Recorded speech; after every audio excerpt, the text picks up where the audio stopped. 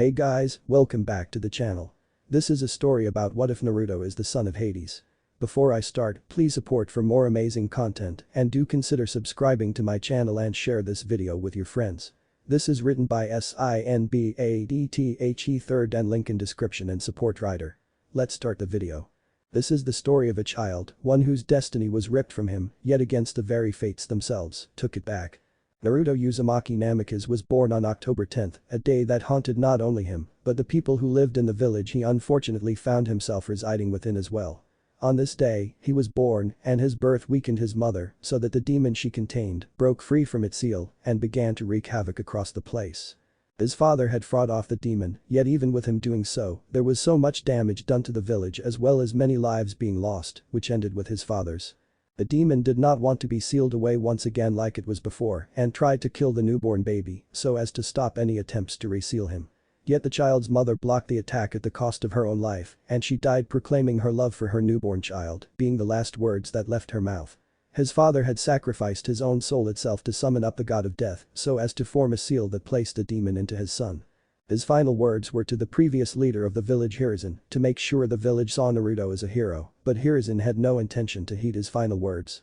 Naruto's life from that moment on was nothing short of hell, as Hiruzen allowed the villager to hurt the child in retaliation to what the demon had done to their homes, as well as the countless people it had killed. Hiruzen allowed this to happen so as to play the caring grandfather role and enforce the boy's loyalty to him as a weapon in the future. And his sickening plan might have worked, but there was a man, one whose entire family was killed by the demon, who had lost his mind and sought a means to eliminate the demon once and for all. He left the village the day after the attack, and 6 years later he returned with an item that he acquired that would be the end of the boy. The item in question was a dagger of sinister design, but it was not merely an instrument to stab with, far from it.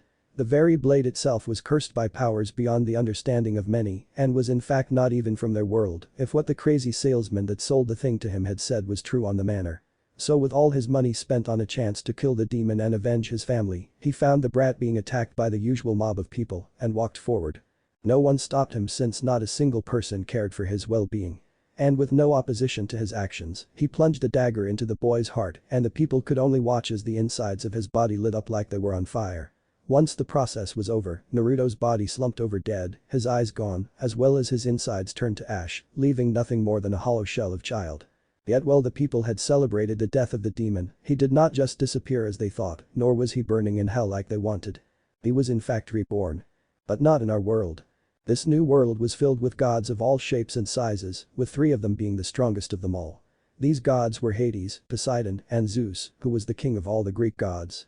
While most of them ruled the world above and maintained order, Hades ruled the underworld and maintained the souls that would pass through so as to judge their final resting place and send them there for an eternity.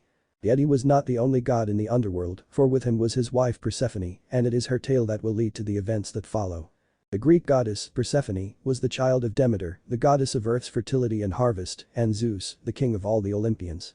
Demeter was the most nurturing of goddesses and, in turn, was the most nurturing of mothers since it was in her nature. She cared as deeply for her daughter Persephone as she did the earth itself. Persephone lived a happy, fruitful childhood, playing with the other Olympian children and spending time in the gardens of Olympus. On one occasion, however, as Persephone was picking the flower, Narcissus, with a group of her favorite flora nymphs, the earth suddenly opened up. Out of the deep dark blackness Hades emerged. From his place in the underworld, he had seen Persephone's innocent beauty grow to radiance. He desperately wanted her to be his queen of the underworld. So, one day he approached Zeus asking for permission to take Persephone as his queen. With little concern for how Demeter would respond to such a request, Zeus agreed and Hades was given consent. Now, Hades, at the sight of Persephone's natural but rich beauty, took hold of her and carried her gently down with him to the underworld. Persephone cried out for her dear mother Demeter, but to no avail. Now in the underworld, Persephone was under Hades' control. Demeter approached the gardens where Persephone usually played with the nymphs but could no longer find her daughter anywhere. She found one particular nymph in a grove, usually boasting morning glory flowers in her hair, sobbing. The flowers lay strewn along the lush grass.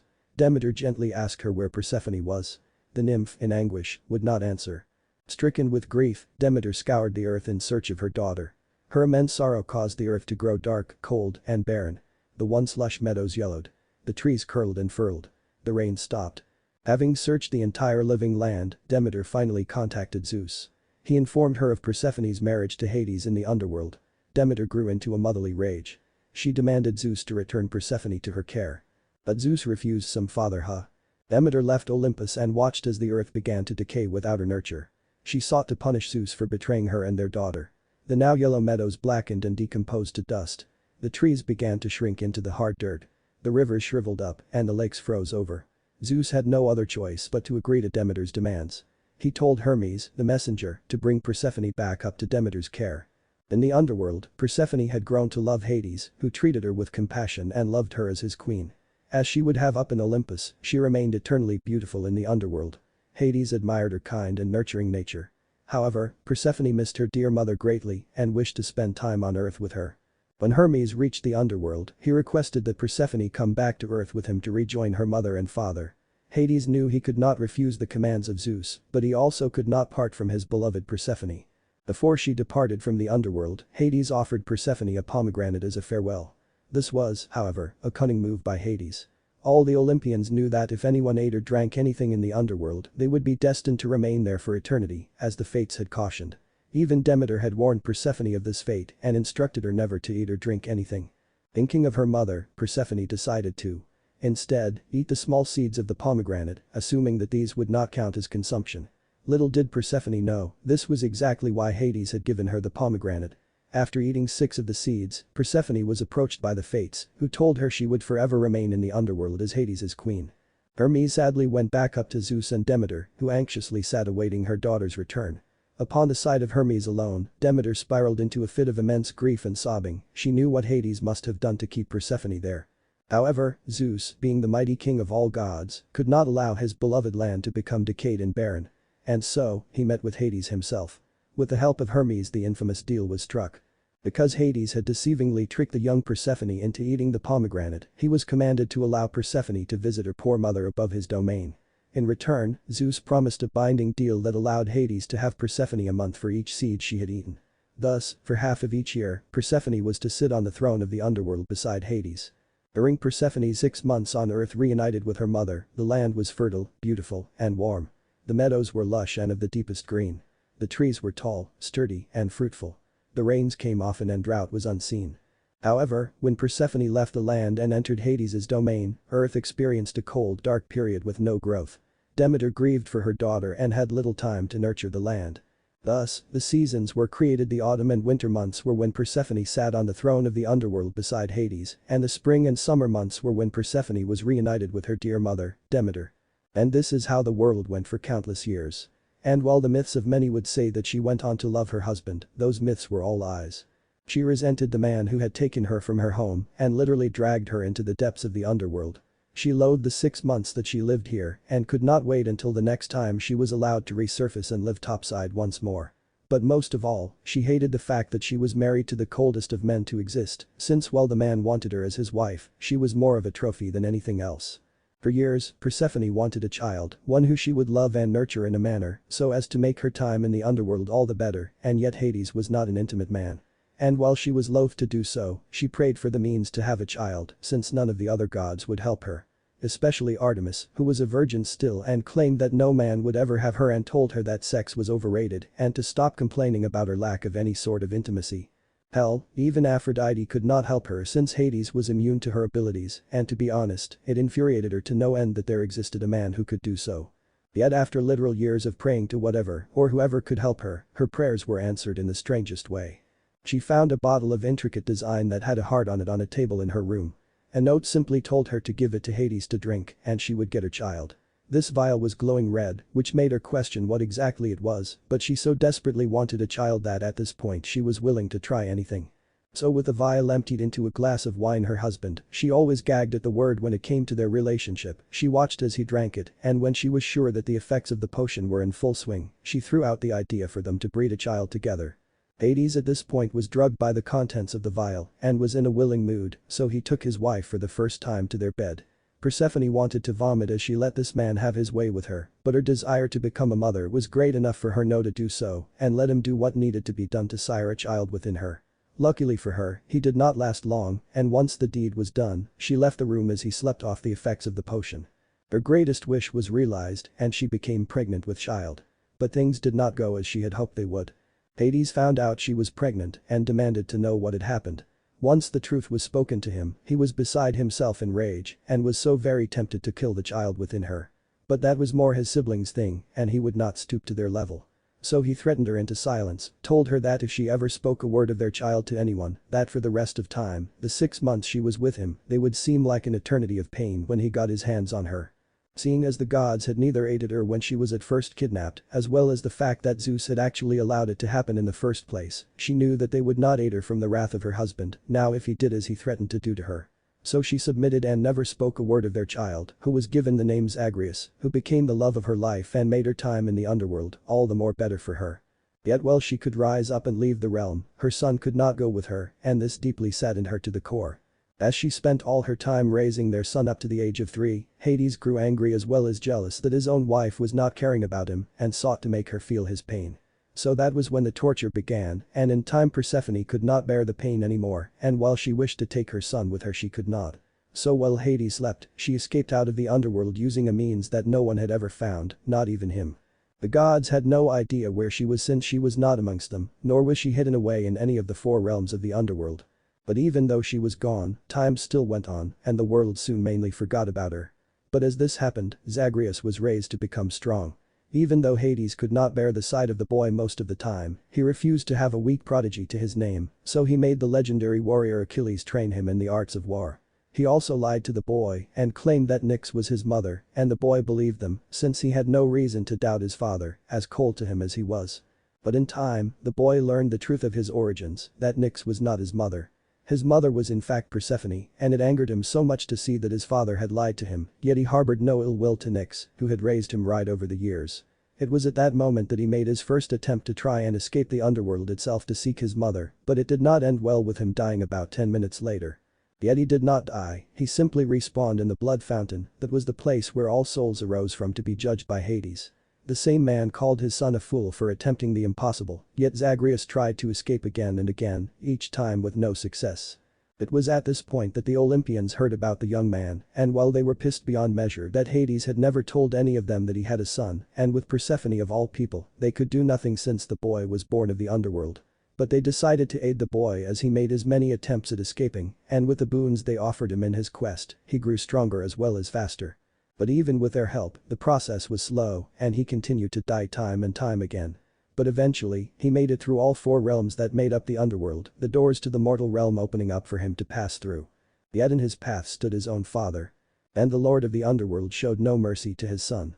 Zagreus lost to his father more times than he would care to count, but finally through sheer luck, along with the right combination of boons gifted along with the proper choice in weapons, Hades lay slain sinking into the depths, such as he himself had done time and time again when he had failed to break free. And mere moments before he stepped into the magical light that would take him to the realm of mortals, so as to be with his kin, and thus begin searching for his mother, that was when Lord Hades' cruelest torment was activated. For all the gods' power, all their strength and the like, not a single one of them could fight the fates themselves, and since they resided in the underworld they worked for Hades. With a snap of their fingers, Zagreus found time rewound a bit, the final strike he made on his father being negated entirely, and his old man ramming his spear into his chest, killing him once more. Zagreus was enraged beyond all things that his final victory had been negated, that he had been cheated out of it entirely by an outside force. And what made it worse was the fact that no one other than the gods themselves knew that he had won, and Hades was sure as hell never going to admit it to anyone. So in his fury, Zagreus once more set out to break free, to hell with fate itself.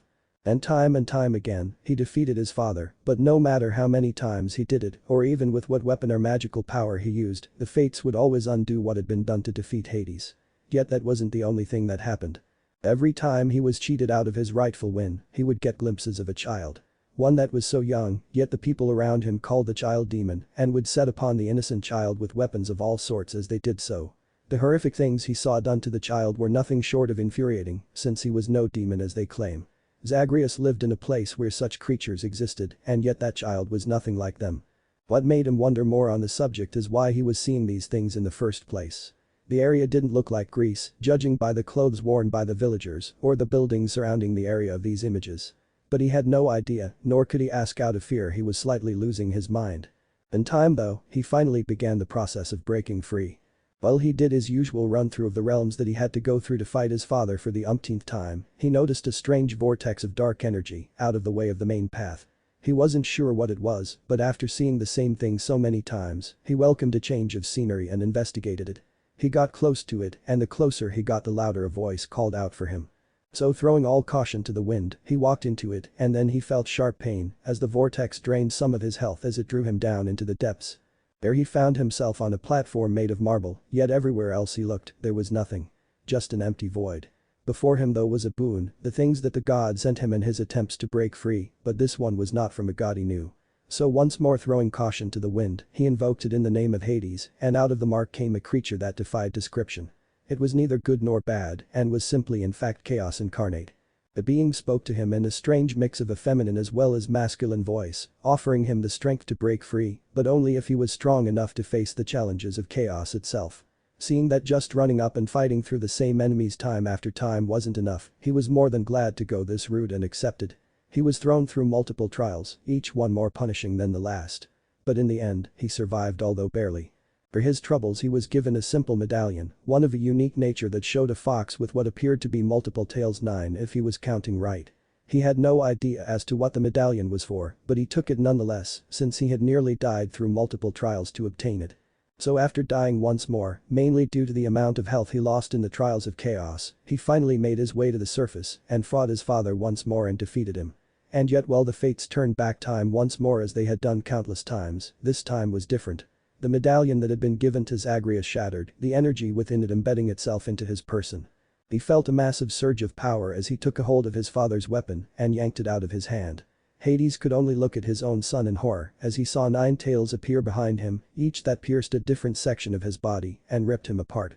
Zagreus yelled to the heavens in rage as well as joy that he had finally won, that the fates had finally failed to screw him over, but the moment the power diminished, he fell to his knees since the strain had been too much to take all at once like he had. He tried to make his way to the portal to finally be free of this dark place, yet Hades arrived faster than he could weakly crawl to it and nearly grabbed the boy to drag him back to the underworld once again. Yet his hand was grabbed by none other than Zeus, who was joined by the other gods who had aided the young boy throughout his journey. They told him that the boy had earned his freedom, yet Hades was not one to be denied and nearly went into a rampage, yet before they could do anything else they were all engulfed in the same darkness that brought Zagreus to the void itself. Once more he found himself where he had met Chaos, who was there to greet the understandably confused gods, since none of them knew of this place. And from behind Chaos came Persephone, who immediately hugged her son with all the love she was able to muster, for it had been so long since she had seen him. She cried since she knew that this would be the last time they ever saw one another and she was okay with what was going to happen. Chaos explained that there were many different worlds in existence. All had their own views, their own gods and religions, as well as government and the like. But in the end, the void connected them all since chaos reigned in all worlds over time. It then placed its hand on Zagreus' head and the boy fell to his knees as he was forced to remember his past life. The life he lived as a boy named Naruto Uzumaki. He saw the events leading up to his death and even his parents sacrificed to save him in the hopes he would have a bright future. The problem was the old man had other plans and tried to mold him into a weapon for the village's use instead. And it was only because of the man who killed him that he was truly set free. The dagger he was killed with was made of a metal that was tainted with the energy of the void. So when Naruto was killed with that blade, his soul was sent to this realm to float lifeless for an eternity. That is, until Chaos heard the prayers of Persephone, who so desperately wanted a child to call her own. Spirits did not usually dwell in this realm, and Chaos decided to aid the woman, not out of kindness, but to rid its realm of the anomaly that was Naruto. His spirit made the potion Chaos left the woman, and so the boy was reborn through her into the god he was. Yet even then she could find no happiness due to Hades' cruelty, and had found the means of escape through a portal to this realm to hide for an eternity. She was a god, so she needed no sustenance to keep her alive, and she would rather be alone forever than to suffer under his cruel hand once more. Yet Chaos did not want her here, and yet she persisted. Eventually it thought of a plan that would solve both their issues, since Zagreus was tied to another world, his destiny interwoven into the fate of that world over this one. It was the reason that he was able to overcome the fates, since he used his original power from his own world, which the fates of this one had no means to overcome. So Persephone cried as she kissed her son on the head one final time, telling him that she loved him, and then stepped back. Demeter could only cry out as she saw Chaos rip her daughter's heart out, channeling all her power into the organ, which it then used to open a portal back into Naruto's realm. Zagreus looked back towards all the gods who had helped him for so long and smiled that he would finally be free. Now while he was sad that his mother had died like she had, he would at least not allow her sacrifice to be in vain and fulfill his destiny while back in his own world. Yet he was not going empty-handed. He was given the power he had been gifted through boons so many times once more by their respective gods. And even Hades gave him a gift in the form of his infernal arms that he used to fight the endless legions of enemies in his quest to escape the underworld. With all this power as well as gear, Zagreus said one final thank you as well as a goodbye, and with held breath, he took his first step back into his own world. Destiny awaited him with open arms after all. Zagreus stepped out of the portal he had gone through and found himself in the dead center of ruins. He looked behind him, but by the time he did, the portal he had come through was already gone without any trace of it ever having been there to begin with. He smiled with a bit of a sad aura to accompany it since he had spent so long trying to find his mother, only to be told he had a destiny elsewhere. Also the fact that he now knew his mother had died by the hands of chaos itself so as to let him get back here, but that only made the situation far more depressing to him here. But he couldn't worry about such things anymore since his mother had given her life so that he may live a life worth having as well as fulfilling his destiny elsewhere. Before he went anywhere, he summoned up everything that he had in his inventory to see just what it was that he had with him. It was times like this that he was glad that he had magical means of carrying things so as to summon them when needed since it was convenient compared to lugging around so much constantly. Plus given the sheer amount of stuff he had, it would have been impossible even for him to carry all at once, and he was a god of all things. This did make him wonder though since he was a god in the other dimension, but was he one here? And if he were to die, just where would he end up since he highly doubted death was the same here as it was there with a blood pool to rise out of so as to be judged. But those were questions he would get answered later when he had more information about the world. He saw that he had all his infernal arms, but that he already knew about. But the surprising thing was that the literal thousands of gems he had collected to pay for the underworld renovations were there as well in a large pile that would make the greediest of men salivate at the sheer amount seen. He had bought all the upgrades he could at the time and started to save them on the off chance there were more renovations he could do, yet there never were, and he amassed a fortune apparently judging by the mountain of the things before him. Not to mention the several dozen flawless pure-cut diamonds he had as well to only increase his already massive wealth. He even had 3 containers of Titan's blood that he never got to use, which he honestly didn't know he even had. He also had the multiple trinkets that he had been gifted by pleasing the gods themselves with gifts of nectar, and the final things he had were 2 bottles of ambrosia. He chuckled since he had no idea what he was going to do with the ambrosia, since he was fairly sure no gods here had ever had it or even knew about it, so it wasn't like he could do as he did in the past and gain favor with it. But putting those thoughts aside, he stored all his items away since he had fully seen what he had to work with now. But as he put them all away, one final item was made known to him, which shocked him more than anything else he had on him. What he had was none other than a Daedalus hammer.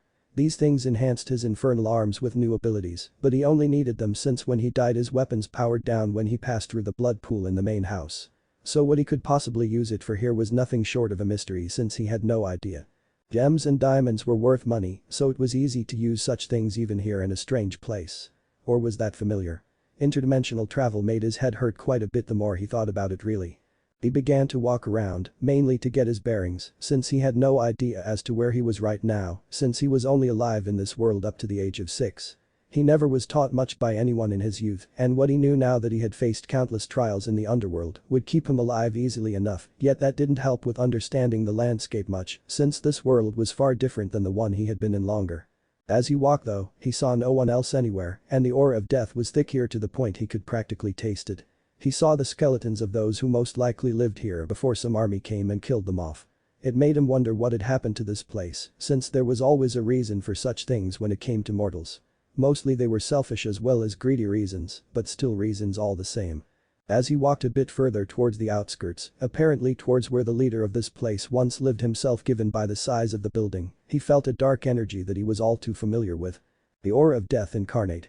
His father Hades reeked of the stuff as did Thanatos, so that would mean that the one who he sensed was this world's equivalent of Hades, or at the very least, its messenger of sorts like Thanatos was.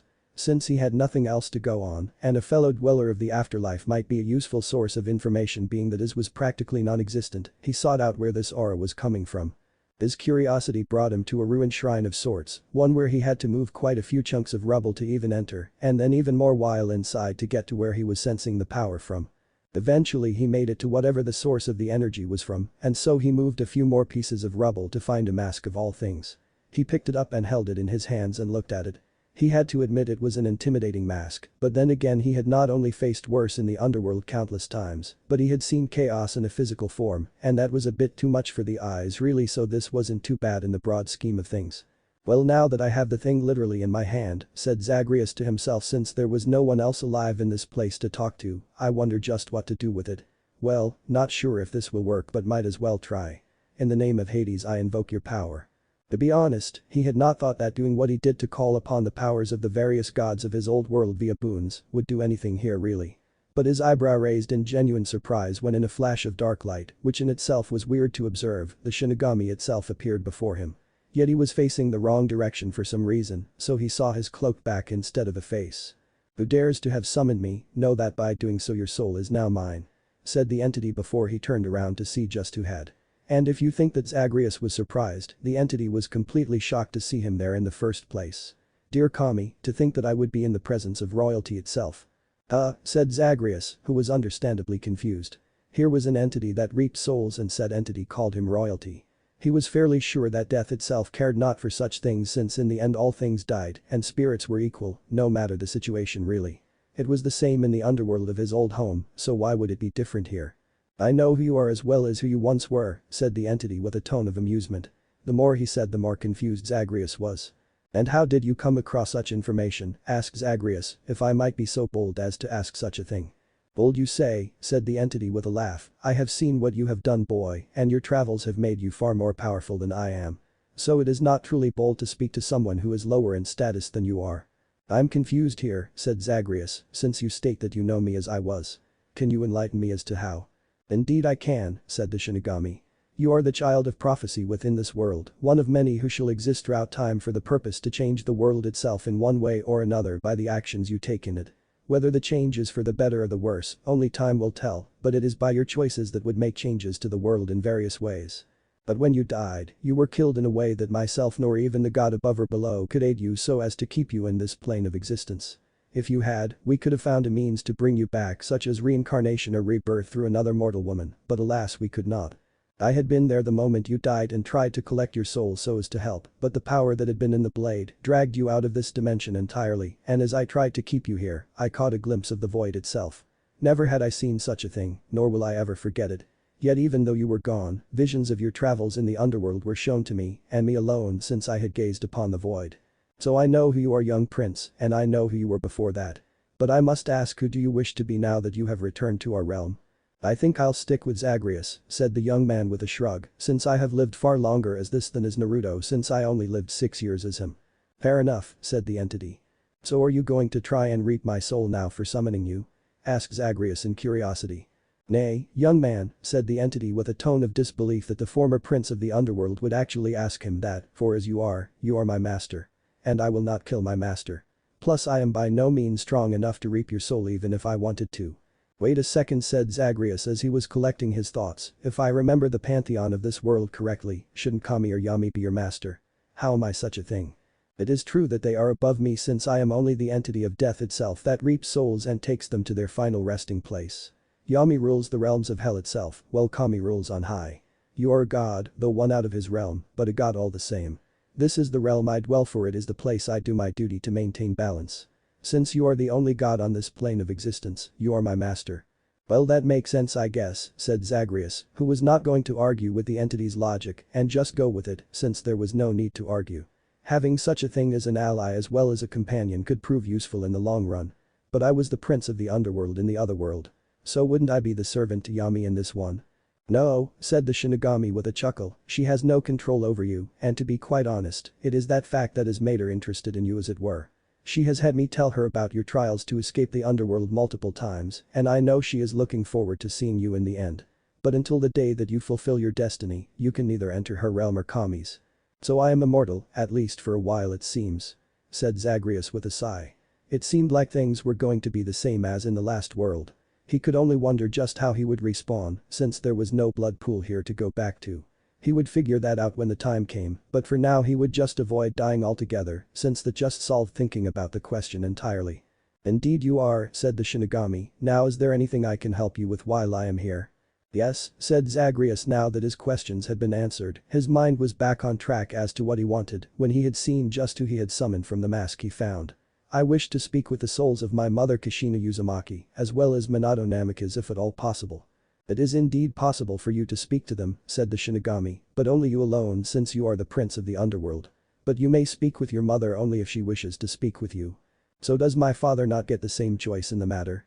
Your mother died by the Kyuubi's claws to protect you, so she resides in heaven, your father died after summoning me, so I hold on to his soul, as is my price for doing so. He has no choice in the matter and must do as I command. How horrible, said Zagreus in shock that his father had to suffer such a fate. And what made it worse was that he did it to protect him in his infancy, to grant him a life that the villagers saw fit to snuff out only 6 years later. The price had been too steep for such a thing in his mind. It reminded him of Orpheus who was separated from his muse Eurydice for so long due to a deal that was made as well. Is there any way we could make a deal? The means for you to set him free of the binding contract you have with him. Hummed the Shinigami in thought, since in all the many eons he had existed, never had someone asked such a thing. That was mainly due to the fact that summoning the entity meant certain death when it was done, but even then people summoned him to kill others only, never to free souls.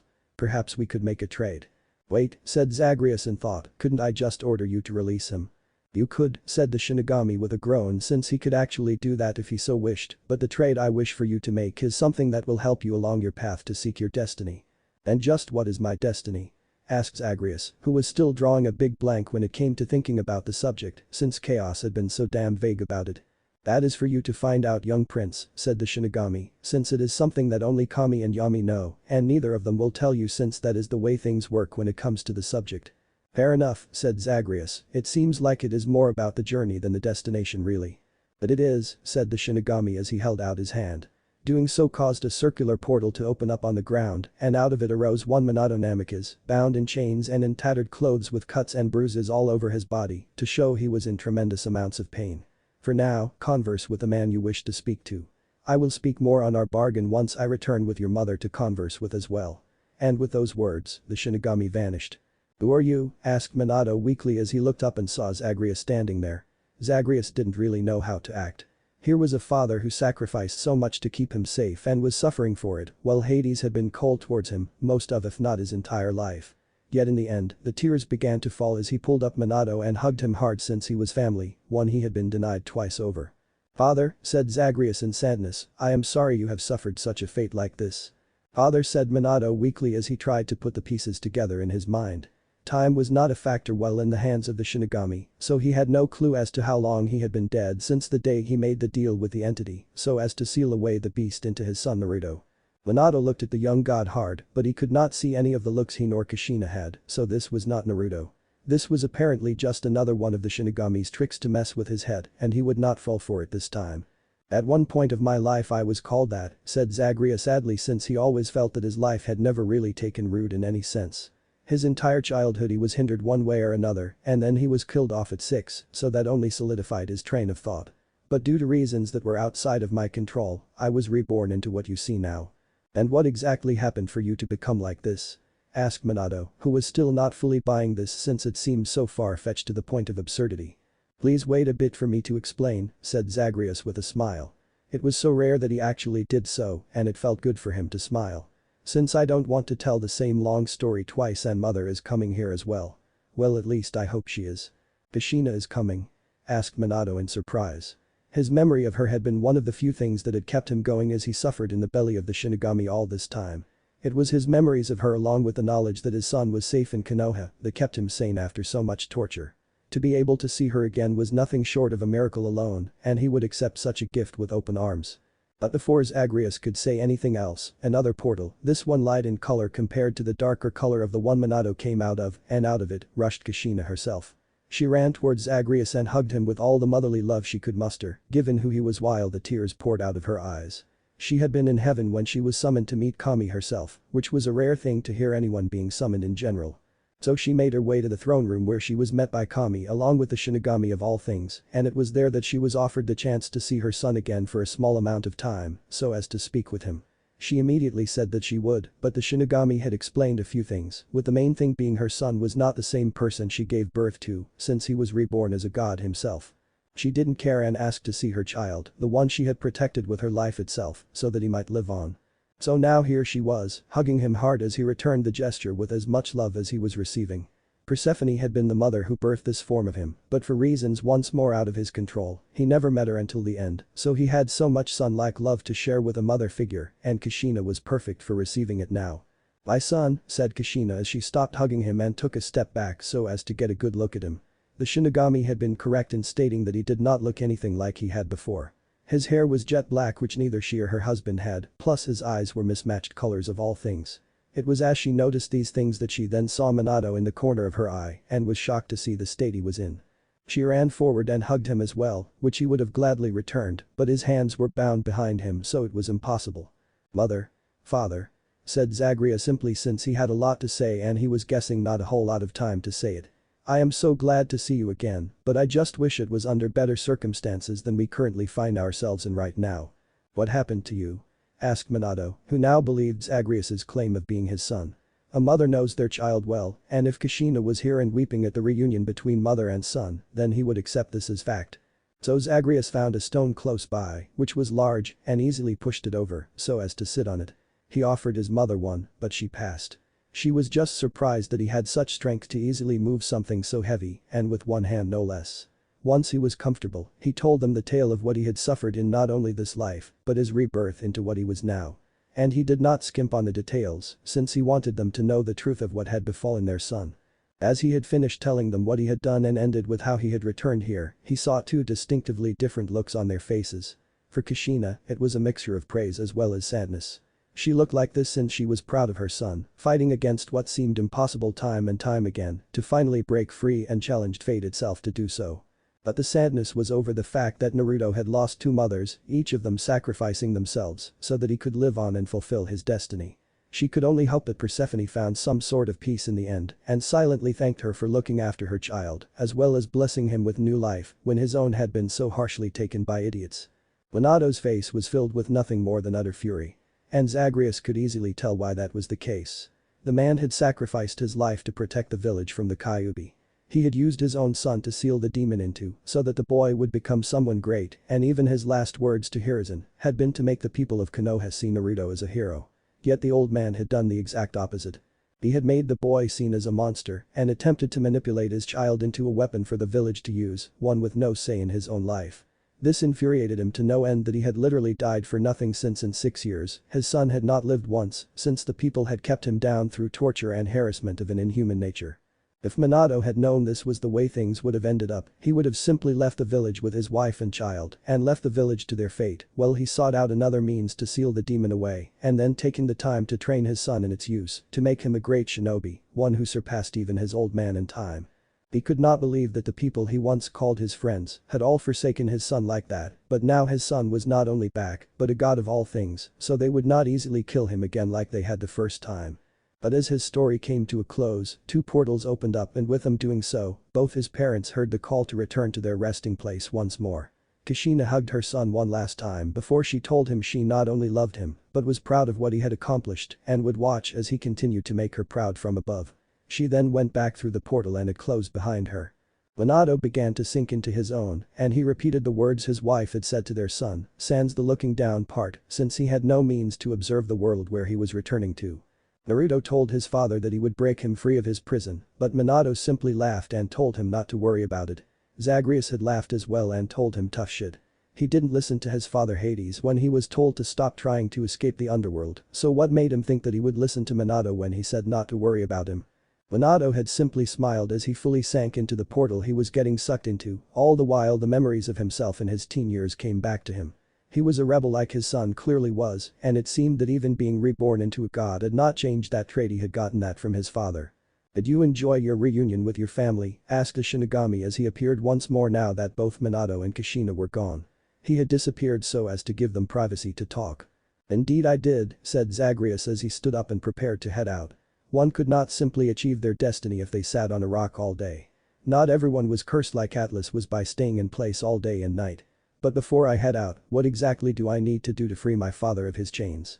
"Oh yes," said the Shinigami, who had almost forgotten about that, "what I ask is for you to end the life of someone who has cheated death far too many times to the point it makes a mockery of the concept itself. Fair enough, said Zagreus, you are sending an immortal after another immortal. Wonder how this will play out in the end. The man whose soul I seek is not immortal, said the Shinigami, he is a parasite that transfers his soul from one body to the next to avoid death. But seeing that his methods are unnatural, he has to change them once every few years since they began to degrade quickly at that point. He seeks immortality given he knows that upon death I will make his afterlife pure agony the likes he could never fully grasp. Does this man have a name, asked Zagreus, since you described why you hate the man, but never mentioned a name. My apologies, said the Shinigami since he had been right to say that. Sorry about that. It just infuriates me to talk about him. His name is Orochimaru. Kill him, and I will set your father free of his chains. The Shinigami then held out his hand to shake Zagreus's with. Zagreus saw this and simply shook it, since the terms were easy enough to understand without there being an ulterior motive or the like. The entity simply wanted someone to die that should have died a long time ago. Deal, said Zagreus as they stopped shaking, but before you go, is there any way for a change of clothes or the like? What I am wearing right now is strange to this land and would make me stand out like snow in Tartarus. As luck would have it, said the Shinigami with a smile, which did not look friendly at all, given his skeletal appearance and all, I happen to have just the thing. While you were talking with your parents, I was summoned by Yami herself, who wanted to know that you were here. She wanted you to have this as a gift. He then pulled out a jet black cloak and held it out for him to take. Zagreus took it and felt power woven into every stitch that had been put into this thing. He put it on and saw that it was a perfect fit for him, which was a bit unsettling, given how someone knew his measurements was strange.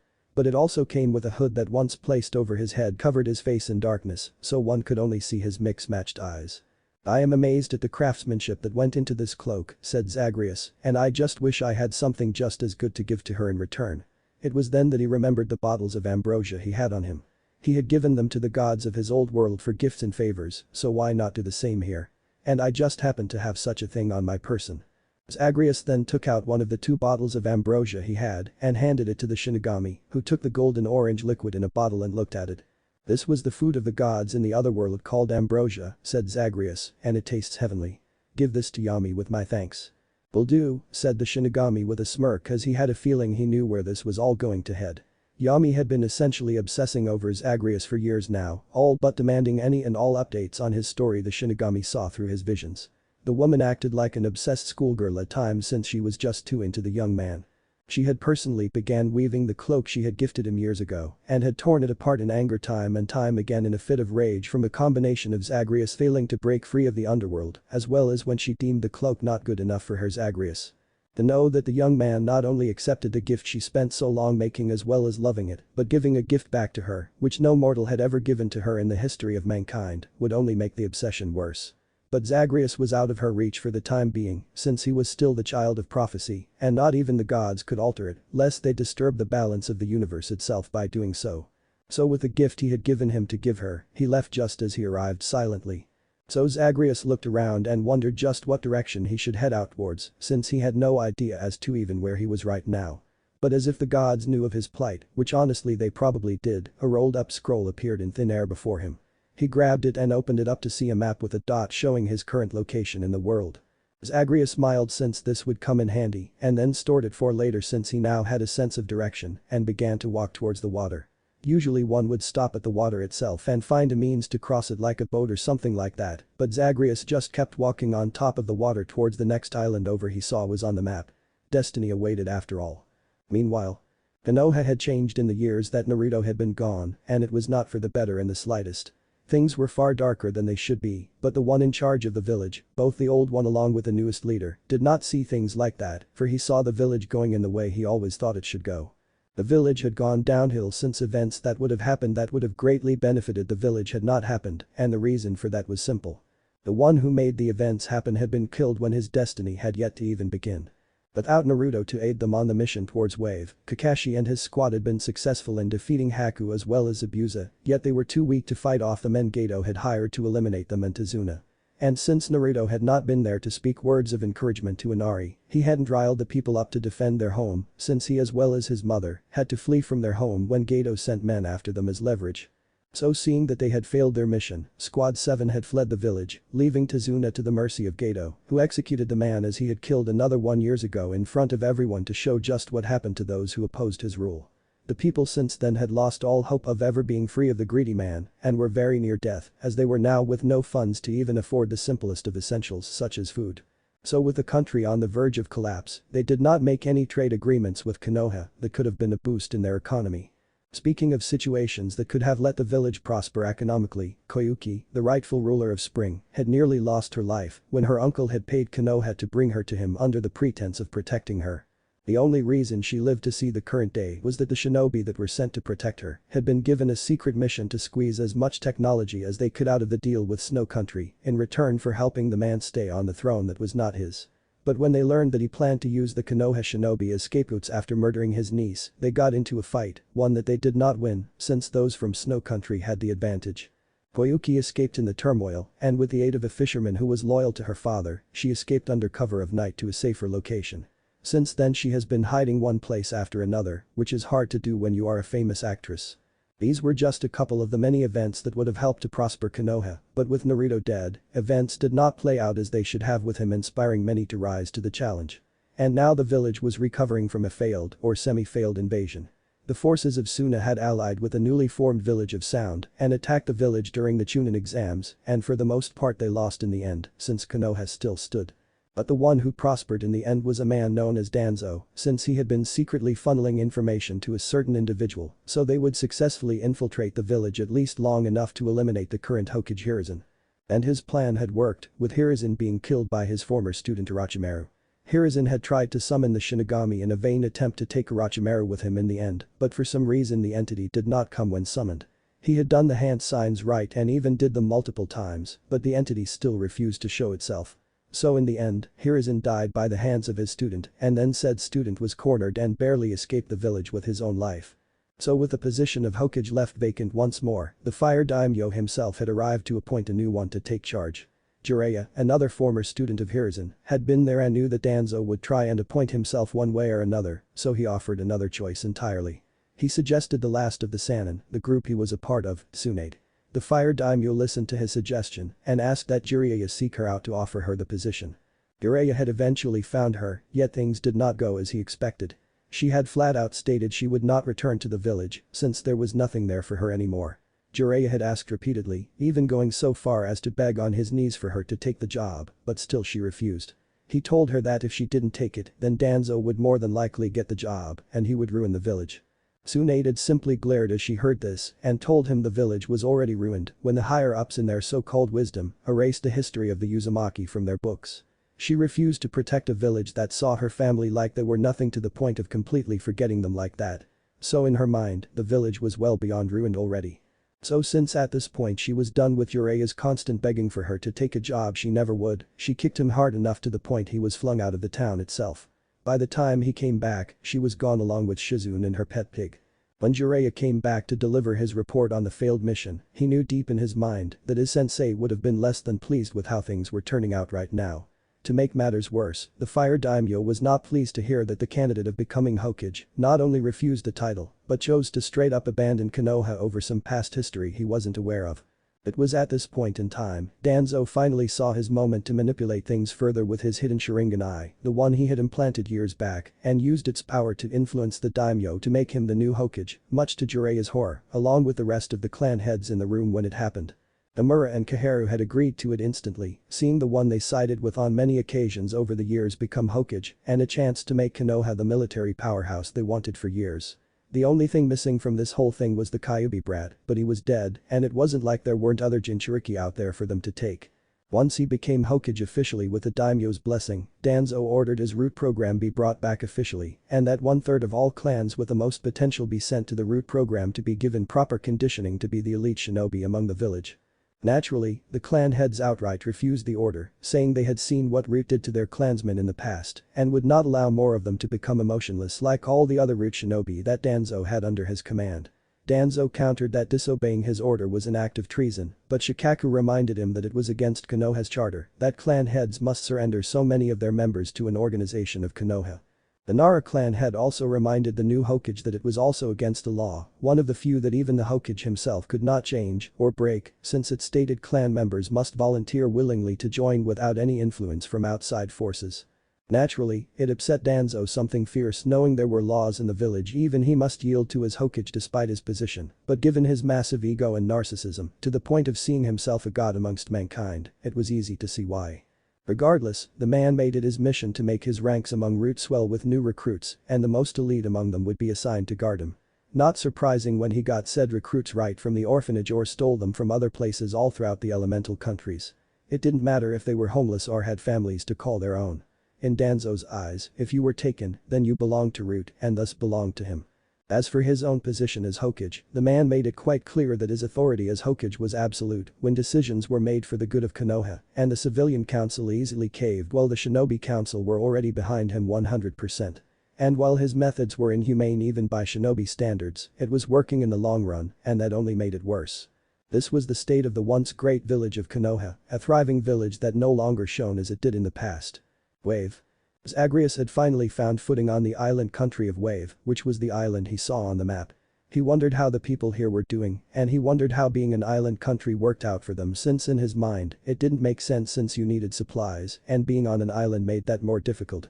Even with boats, the supplies were limited and they could succumb to the elements of nature and be lost in a storm, so it seemed like a bad idea when laid out like that. But he need not worry about the lives or choices made by other people, since it was their life to do with as they pleased. He walked a bit inland before his vision flashed for a second. What he saw was a group off in the distance next to what he assumed to be the construction site of a bridge. Out of everyone in the group, the only one he could recognize somewhat was what he assumed was an older version of himself if he had been allowed to grow up instead of being killed. Apparently what he was seeing was what would have happened if he had not perished when he did, and he saw a brief glimpse of another larger group showing up, but ultimately being killed by one man alone before he succumbed to his injuries and died. Zagreus had no idea why he was being shown such visions now, but he was going to guess that it played a part in his destiny of all things. Seeing that he was not here to do as his vision showed, he wondered how history had been altered, and knowing that messing with prophecy has drastic consequences, he began to worry a bit. So he resumed walking towards the town, and what he saw was utterly devastating to say the least. There were so many houses in major disrepair with the people themselves looking no better. They were starving in the streets with mothers holding their children closely to give them any sort of comfort whatsoever. And there were quite a few of them who were openly whoring themselves out to the men who Zagreus could easily see were in charge, as well as the reason behind this situation. They resembled the large group of men he had seen in his vision, but he did not see the short man with glasses who had led them. Zagreus walked through the streets with the people seeing him doing so and begging for just about anything he could spare. He would have offered any of the gems in his possession, but given their state of starvation, they wouldn't be able to keep them since the people who put them into this situation would just rob them and not care about their well-being in the slightest. Zagreus grew infuriated that human beings could do such a thing to others, and his rage grew as he saw the men walking around and hurting the poor people of this land with no one to stop them. But before he could take action of any sort, he heard as a man was screaming in pain behind him. He turned around and saw as the same man was silenced when an arrow pierced his head. He looked up, as did many others, to see a young boy, most likely no more than 10 at the most, cocking an arrow in his bow before he let it go. The arrow soared through the arrow and struck true so that another man fell. This went on for a bit before the gangsters got wise and began to use the villagers as human shields. The boy, who was obviously doing this in a desperate attempt to save his home from these people, could not do anything else, and one of the gangsters demanded he come down or else they would start killing people in front of him. The young man, in fear of them actually doing it, hopped off the roof he was on and threw his bow and quiver away from his person in surrender. The closest gangster smirked as he did and moved to deal with the boy personally. Zagreus saw the glint of a dagger and knew that he planned to kill the boy where he stood. Zagreus would not allow that to happen though, so he summoned up his trusty Stygian blade and cut the man's head clean off with a single swing. This had shocked just about everyone who saw this, since no one here had expected anyone to fight for them like this. True, the boy had, but he was a citizen of their village, so he was protecting his home as he did. This was a stranger, one who had no reason to aid them and had made a powerful enemy with that one swipe of his blade. It makes me sick to my stomach to see human beings do this sort of thing to others, said Zagreus as he slung his blade across his shoulder. You waste your gift of life itself to make others miserable for your own selfish desires. Just who the fuck are you? Demanded one of the gangsters who was still holding on to a hostage. Someone far beyond your understanding, said Zagreus with a smirk. It was true given just who he was. He then took a step closer towards the men, but he then had to hold his hand out since the boy had picked up the dagger dropped from the now decapitated man and was going to rush him blindly in a fit of youthful rage. Remain here, child. No need to risk your life so easily like this. I don't know who you are or what you are thinking you can do, said the same man as before as he held a knife to the woman who he was holding hostage's throat. But take one step and I will slice her open. Mortal, sighed Zagreus with a shake of his head, you truly believe that you know everything. He then flipped his Stygian blade through the air and then caught it by the blade itself instead of the handle. This made the gangsters look at him with confusion since this was strange to see, but then they saw the blade itself transform from the light red one it was before to a bright glowing blue one instead within a second. This was Excalibur, and Zagreus then threw it hard at an angle. But he wasn't aiming at anyone in particular, but the ground next to them. As soon as the blade hit the ground, a massive glyph of a complex nature appeared out of nowhere with a holy glow to it. But it was then that those inside it realized that their movements had slowed to the point they were barely moving at all. Zagreus capitalized on their surprise, as well as their new slower speed, and rushed forward. The glyph did not affect him as it did anyone else, so he moved normally, which was still faster than humanly possible. Within seconds, he had thrown the men away from the hostages they had used in a vain attempt to stop their own deaths, and once they were now no longer holding them, but were now in fact among the other gangsters who had not done as they did, Zagreus smirked. He then pulled out his bow, called upon the name of Hera herself, to add the effects of a god's boon into the tip of the arrow he had cocked, and then let it loose. The men had no time to react to his actions, and while there was only one arrow he had used which pierced the head of the man in the dead center of their group, they had no idea as to what would happen next. The arrow was explosive, but with the added element of the freezing cold winter granted to him by his grandmother Demeter herself. So the men died, frozen in place with the looks of shock and horror, forever frozen on their chilled corpses. And as the people all weakly cheered for their newfound hero, none of them noticed that one of the gangsters, the smartest of the bunch really in the broad scheme of things, had seen what happened and quietly made his way out of town so as to report this to his boss. No one noticed save one person.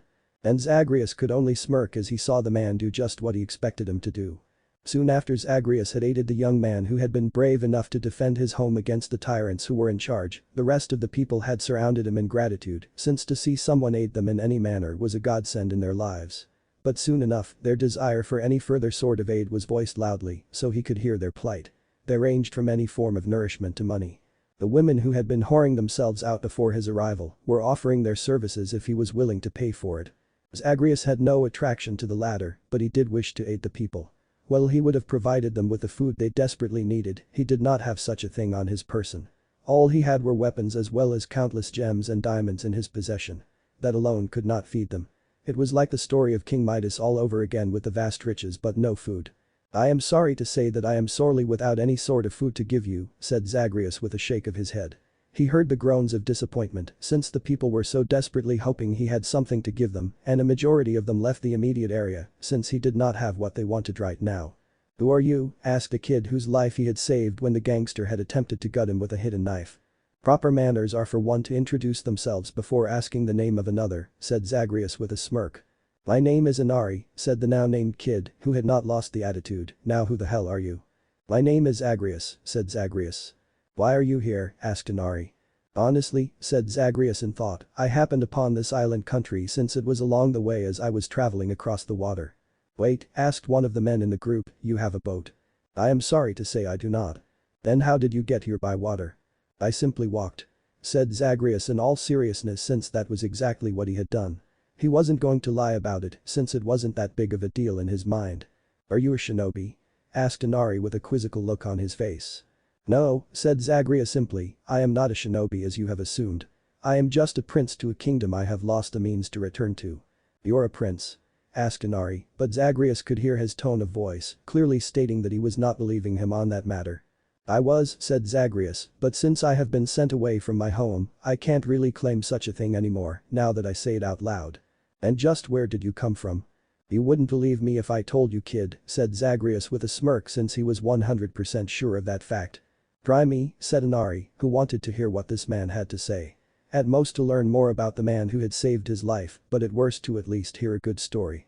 So Zagreus chuckled as he told them the stories of the Greek gods he had called family back in the other dimension, and like he thought, no one believed him as he said it, but while he was busy telling them all this, the one man who had fled while his companions were killed had made it back to Gato's mansion. He told them what he had observed, and it made Gato angry that someone had dared to kill his men. He had spent so long getting the people to this point, and he would not allow all his hard work go to waste because of some outsider. Now what made this whole thing bad was the fact that the intruder to their land was obviously more powerful than his normal goons, but luckily for him he had a few shinobi in his service. What no one other than he as well as his business partner were aware of was the fact that Gato was in business with Danzo. Gato basically promised all the children of this island country, which was a massive boost in numbers for Danzo's root forces, but he was doing it in a way that seemed like they died of something else instead of being abducted all at once. Danzo liked the plan, and as things were it would come to fruition in a matter of a month at most the way things were now. Then when he got the promised children, Gato would do business with Danzo's village for resources, and in return for this, Danzo offered him protection via a few elite root shinobi like right now. So Gato called the half-dozen shinobi he had and told them to eliminate the threat to his control on the island. They had been given the orders by Danzo to do as Gato said, so they did as ordered. And by the time Gato had given the order, Zagreus had just finished his own tales to the people. "So you are honestly going to say that there are more than the two gods Kami and Yami where you come from?" stated Inari in a tone of voice that basically said he had not believed a word of it. "Yes," said Zagreus simply since there was really nothing else he could say. "And you are then going to go further and say you are the son of one of these gods," said Inari, still with the same tone as before, "but not just any god, but the god of the underworld as well, making you a god yourself." "That about sums it up," said Zagreus with a laugh, "and I know by your tone of voice, you don't believe me. And I will remind you that I told you that you wouldn't believe me before I started." "Now I am sorry that I asked," said Inari with a sigh. "Well in the end," said Zagreus as he stood up and dusted himself off a bit, "whether you believe me or not on my origins, simply know I am here to help you. That is all you have to believe in. But if I was you, I would get inside right now for your own safety." "Why?" asked Inari in a confused tone. "Because we are about to have company," said Zagreus, "and since I have shown I am more than a match for a small group of bandits, the one in charge will either send stronger people or just more of the same in the hopes that their greater numbers will make a difference."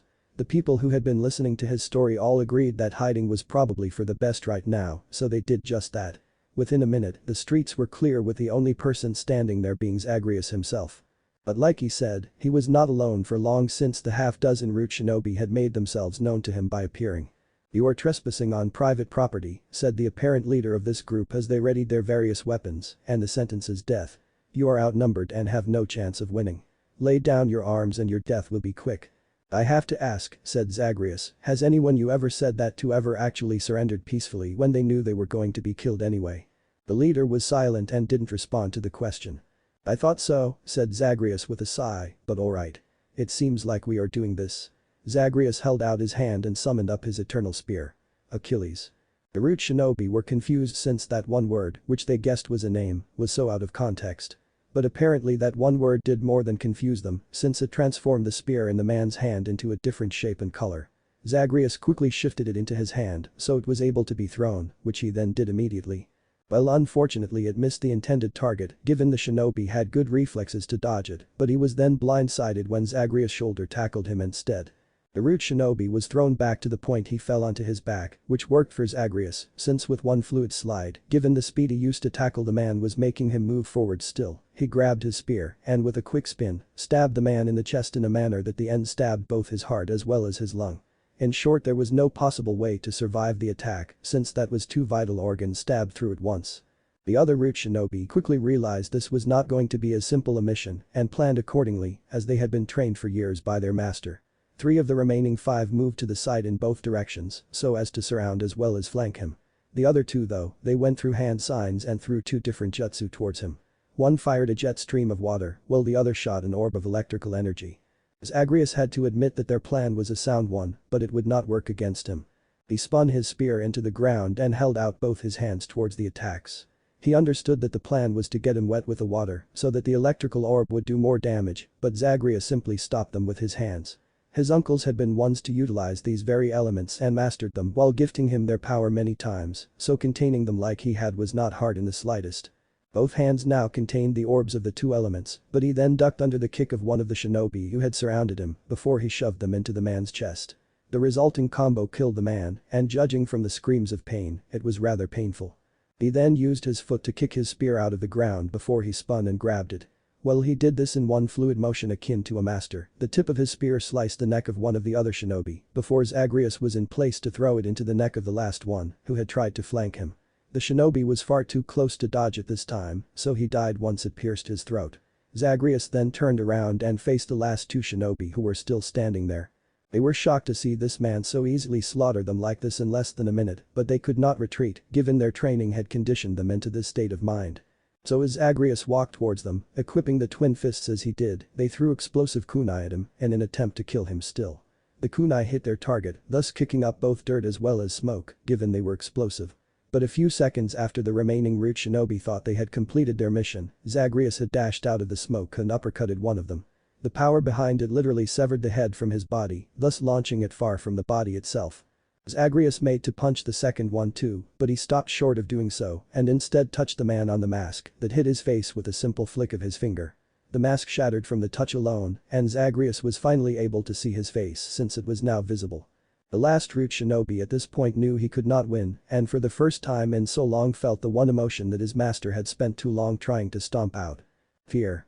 So the shinobi turned tail to retreat since he knew he alone was no match for this strange man, and Zagreus simply smirked as the man had run for all of 3 seconds before a red magical blade appeared above him and then stabbed downwards, thus piercing through multiple organs and killing him. This was the power Ares had granted him, inflicting an effect known as doom. It basically put your life on a very small timer, and the cruel thing about it was there was no dodging it once affected. And again, Ares was not known for his compassion since the man was the god of war. Love and compassion were Aphrodite's thing. So with a chuckle, Zagreus then began to walk towards Gato's mansion, since that had been his next destination. 2 weeks later. The past 2 weeks had started off so strong, but now here Zagreus stood over the dead, as well as the utterly mutilated corpse of Orochimaru, as well as countless shinobi the man had sent after him, in a desperate attempt to fight him off.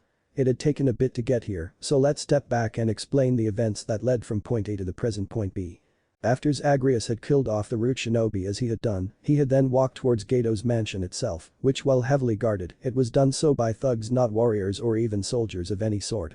Sure they had done the whole typical ordering of his surrender before firing a salvo of arrows, as well as a few crossbolts at him, but they did nothing to him. Zagreus had been curious to just much of the term immortality he was capable of back when he was fighting the shinobi, and thus took the explosive kunai face on to see for himself. Luckily, as well as surprisingly, to him he suffered no damage whatsoever. Apparently he was completely immune to it now, which was a strange contrast to the countless times he had been killed in the underworld, but this was a new dimension as well as the mortal plane, so things were apparently different here. And just like those kunai, the arrows just bounced off of him harmlessly, which made the guards shudder in fear as they continued to fire at him in a desperate attempt to still kill him somehow. In the end, Zagreus grew tired of this since it was not going to work no matter how many arrows they used, but they were just too stubborn to understand that apparently. So with a simple outstretched hand towards the sky, which then darkened with heavy clouds, he called upon Zeus's name, and just like that, within a matter of second, the entire small army of guards were each struck by lightning, dying from the result of it. He then punched the gates off their hinges and continued further into the mansion. Sure he was attacked by the men still in the mansion itself, but they did no better than any of the others sent to attack him. Little by little, Zagreus made his way to the main room, though he did get lost twice and had to ask for directions. It was funny that these people loved to cause pain to others, yet the moment you had their lives in your hands, they were so willing to sell out anyone else so as to survive. It was this logic that got him to the main office that Gato was currently hiding at while shaking in fear. He had cameras and saw as this stranger was tearing his men apart with ease as well as no remorse. Zagreus had opened the door to the office and immediately been shot by no less than a dozen guards who had hidden in the room to ambush him. They had long rifles, but all that they did was bounce bullets off him with enough force to make it itch a bit at most. Zagreus then summoned up a lightning bolt and threw it. It hit one target, but then it bounced to another and then another until all the guards who were still there were now dead. Gato had survived by hiding under his desk, but Zagreus simply threw it into the wall to the side to get the man's attention. Gato had tried so desperately to bribe him with something to stop him from killing him. He offered him money, women, hell even men if that was his preference. Zagreus had only ever felt emotions akin to love for one male alone, and that had been Thanatos, since they had fought alongside one another so many times, so the emotions grew over time. Eventually Gato saw that he was not going to be able to bribe his way out of this, nor did he have a way out, since there was only one door, and Zagreus was between him and it. So since the man was so vain, narcissistic, as well as greedy as all hell, he pulled out a button he had hidden on his person for situations like this. The man was a sore loser to the core, and with that mindset he pushed the button. What happened next was that the room connected to his office via a hidden door that contained all the money he had taken from the village exploded. Thus the island now had no means to recover what he had taken from them and would die poor like he had forced them to become. Zagreus looked upon this horrible excuse of a human being as he exclaimed this and then began to laugh as Zagreus used his blade to slice the man's throat. Even then the man laughed in a disturbed gargled fashion as his life slipped away. While this might have been a major setback for anyone else if they had been doing as he did to save the people, he had a literal fortune that he was willing to give away to help others since he had no need for the money really. He did not need to eat or drink, but he wanted to though more out of slating his curiosity on taste. It was soon after the people heard the explosion that they themselves made their way to the mansion and saw the destruction that Zagreus had left in his wake. They entered the place with purpose, mainly being to find anything of value, as well as everything they had stolen from them. For Inari, it had been a different story. The reason he had done as he did with attacking the thugs was that for years he and his mother had hidden from Gato's men, but eventually she was caught and dragged against her will to his mansion. Inari was a smart kid and knew exactly what they planned to do with her and wanted to save her no matter the cost. He had already lost his father figure as well as his grandfather to Gato and his men, and he would be damned if he let the tyrant take his last surviving family without a fight. But he had been stopped when the reality of them using hostages became known to him. So Inari and others who lost loved ones to Gato's men descended into the dungeons below to free the people there. And the sight they saw was grim indeed. Various contraptions had women strapped to them nude, with a good portion of them broken from the horrific torture they had been put through by Gato's men, along with numerous cages that contained women in various states of despair. Inari's mother was locked in a cage that was suspended by a chain, and she cried out for her son the moment she saw him. The men who came with him began freeing the women who had been locked in this place for so long, and one by one they were set free. The people were forever grateful for Zagreus and his aid in getting rid of Gato, but then the reality of what Gato had done to all their money hit them. They realized that they were screwed since they had nothing. Even if they went and begged others for help, it would take too long, and many would die from starvation as they did so. Zagreus once more proved helpful as he found a large sack and filled it with the gems he had collected in the underworld. Once filled, he told the people to sell them so the money would help them recover from their losses. Once more the people cheered for him and then went to raid the pantry of Gato. There they found vast amounts of food, but then again he had been feeding not only himself but a small army as well, so it made sense that he stored away enough to do so. So those capable of cooking set out to begin making a large batch of stew so that they could serve it to everyone in the village, which took a while, but in the end fed everyone with enough to give them full stomachs for the first time in so long. It took a few days for people to get their strength back, but eventually they did.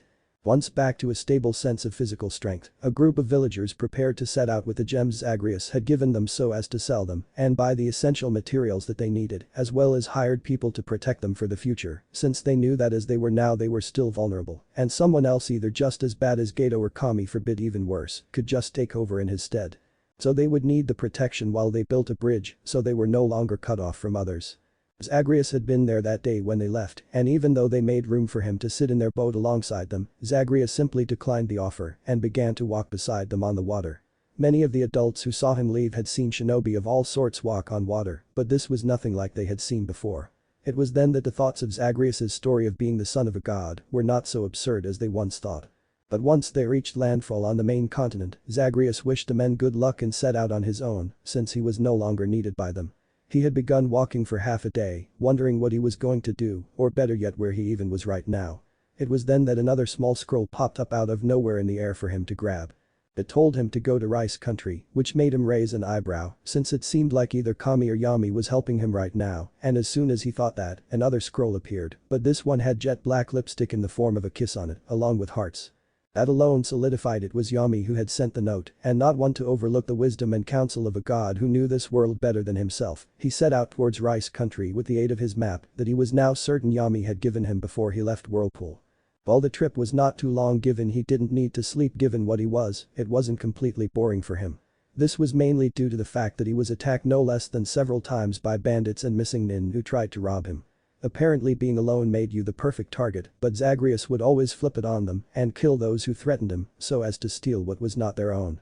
There was one unique case where they had used a little girl to try and get him to lower his guard, but well, you know how this whole thing ended. While the others were killed, the little girl was left alone. Zagreus was not a monster and had no desire to kill the little girl, even though she had pulled out a blade to try and stab him herself. He had no idea what would happen to her, but she had chosen to attack him, and now she would have to survive on her own. Another key event of note, which was greater than utterly decimating multiple groups of bandits, happened when he got near the borders of Rice country itself. It was as he was passing through a small town that he felt a surge of power rise up in him. He determined the source, being the Daedalus hammer itself. He had wondered just what he would do with this item, but apparently it had one of its own right now, so he listened and found a forge. He paid the man who ran it for raw materials, as well as for the right to use it himself for a while. The man was a tad bit surprised given no one ever really paid to use a forge itself, but for him to make things for them. But he wasn't going to turn down more money, so he allowed it. Especially given the gems he was paid with would fetch a hefty price when he got around to it, or he might just use them for a fancy weapon that nobles seemed to love to get their hands on from time to time. So once the payment was given and he got the materials he needed, Zagreus sort of blacked out. He had no explanation for it, but the moment he came back to his senses, he had finished what he had started out doing. The man whose forge he had used had explained that he had been like a man possessed by a professional blacksmith. He had melted the materials down and then pulled out what he assumed was blood, which it was, Titan's blood to be exact, and added it to the molten metal. He then whipped out a hammer unlike the man had ever seen and before his very eyes forged an item with it. The usual process involved pouring the liquid metal into a mold and forming equipment from that, but whatever sort of magic was in the hammer he used, which was the only possible way that the blacksmith could explain what he had seen, the liquid metal had formed itself as he hammered it with the hammer. After a few hours of pounding into it, the hammer itself shattered, but the item itself was done in a flash of light. Zagreus had wondered just what the hell he had forged, but then the man pointed to his arm which caused him to look down. What he saw was a chain of all things that had snaked its way onto his arm tightly. He felt power within it, but what it was exactly he had no clue as to what, but he had time to learn it later, so it wasn't a big deal. Actually he was looking forward to learning what it could do. Once his business at the forge was done, he left as the forge closed after he did, since the blacksmith needed some time to process what he had just witnessed with his own eyes. Eventually he made it to Rice country itself, and there he went from place to place asking for any information about Orochimaru. He wanted to find and end the man as soon as possible, since the sooner he did the quicker his father would be freed from the Shinigami. Zagreus had no clue that the villages he asked about Orochimaru were secret lairs for said man, and the more he asked about him, spies would relay this to their master. Orochimaru was at first not interested given many shinobi had been searching for him for years, given he was a wanted man, but eventually he grew irritated over the fact this man would not let up and kept asking about him. So he sent his right-hand man Kabuto and some others to go and deal with this stranger personally.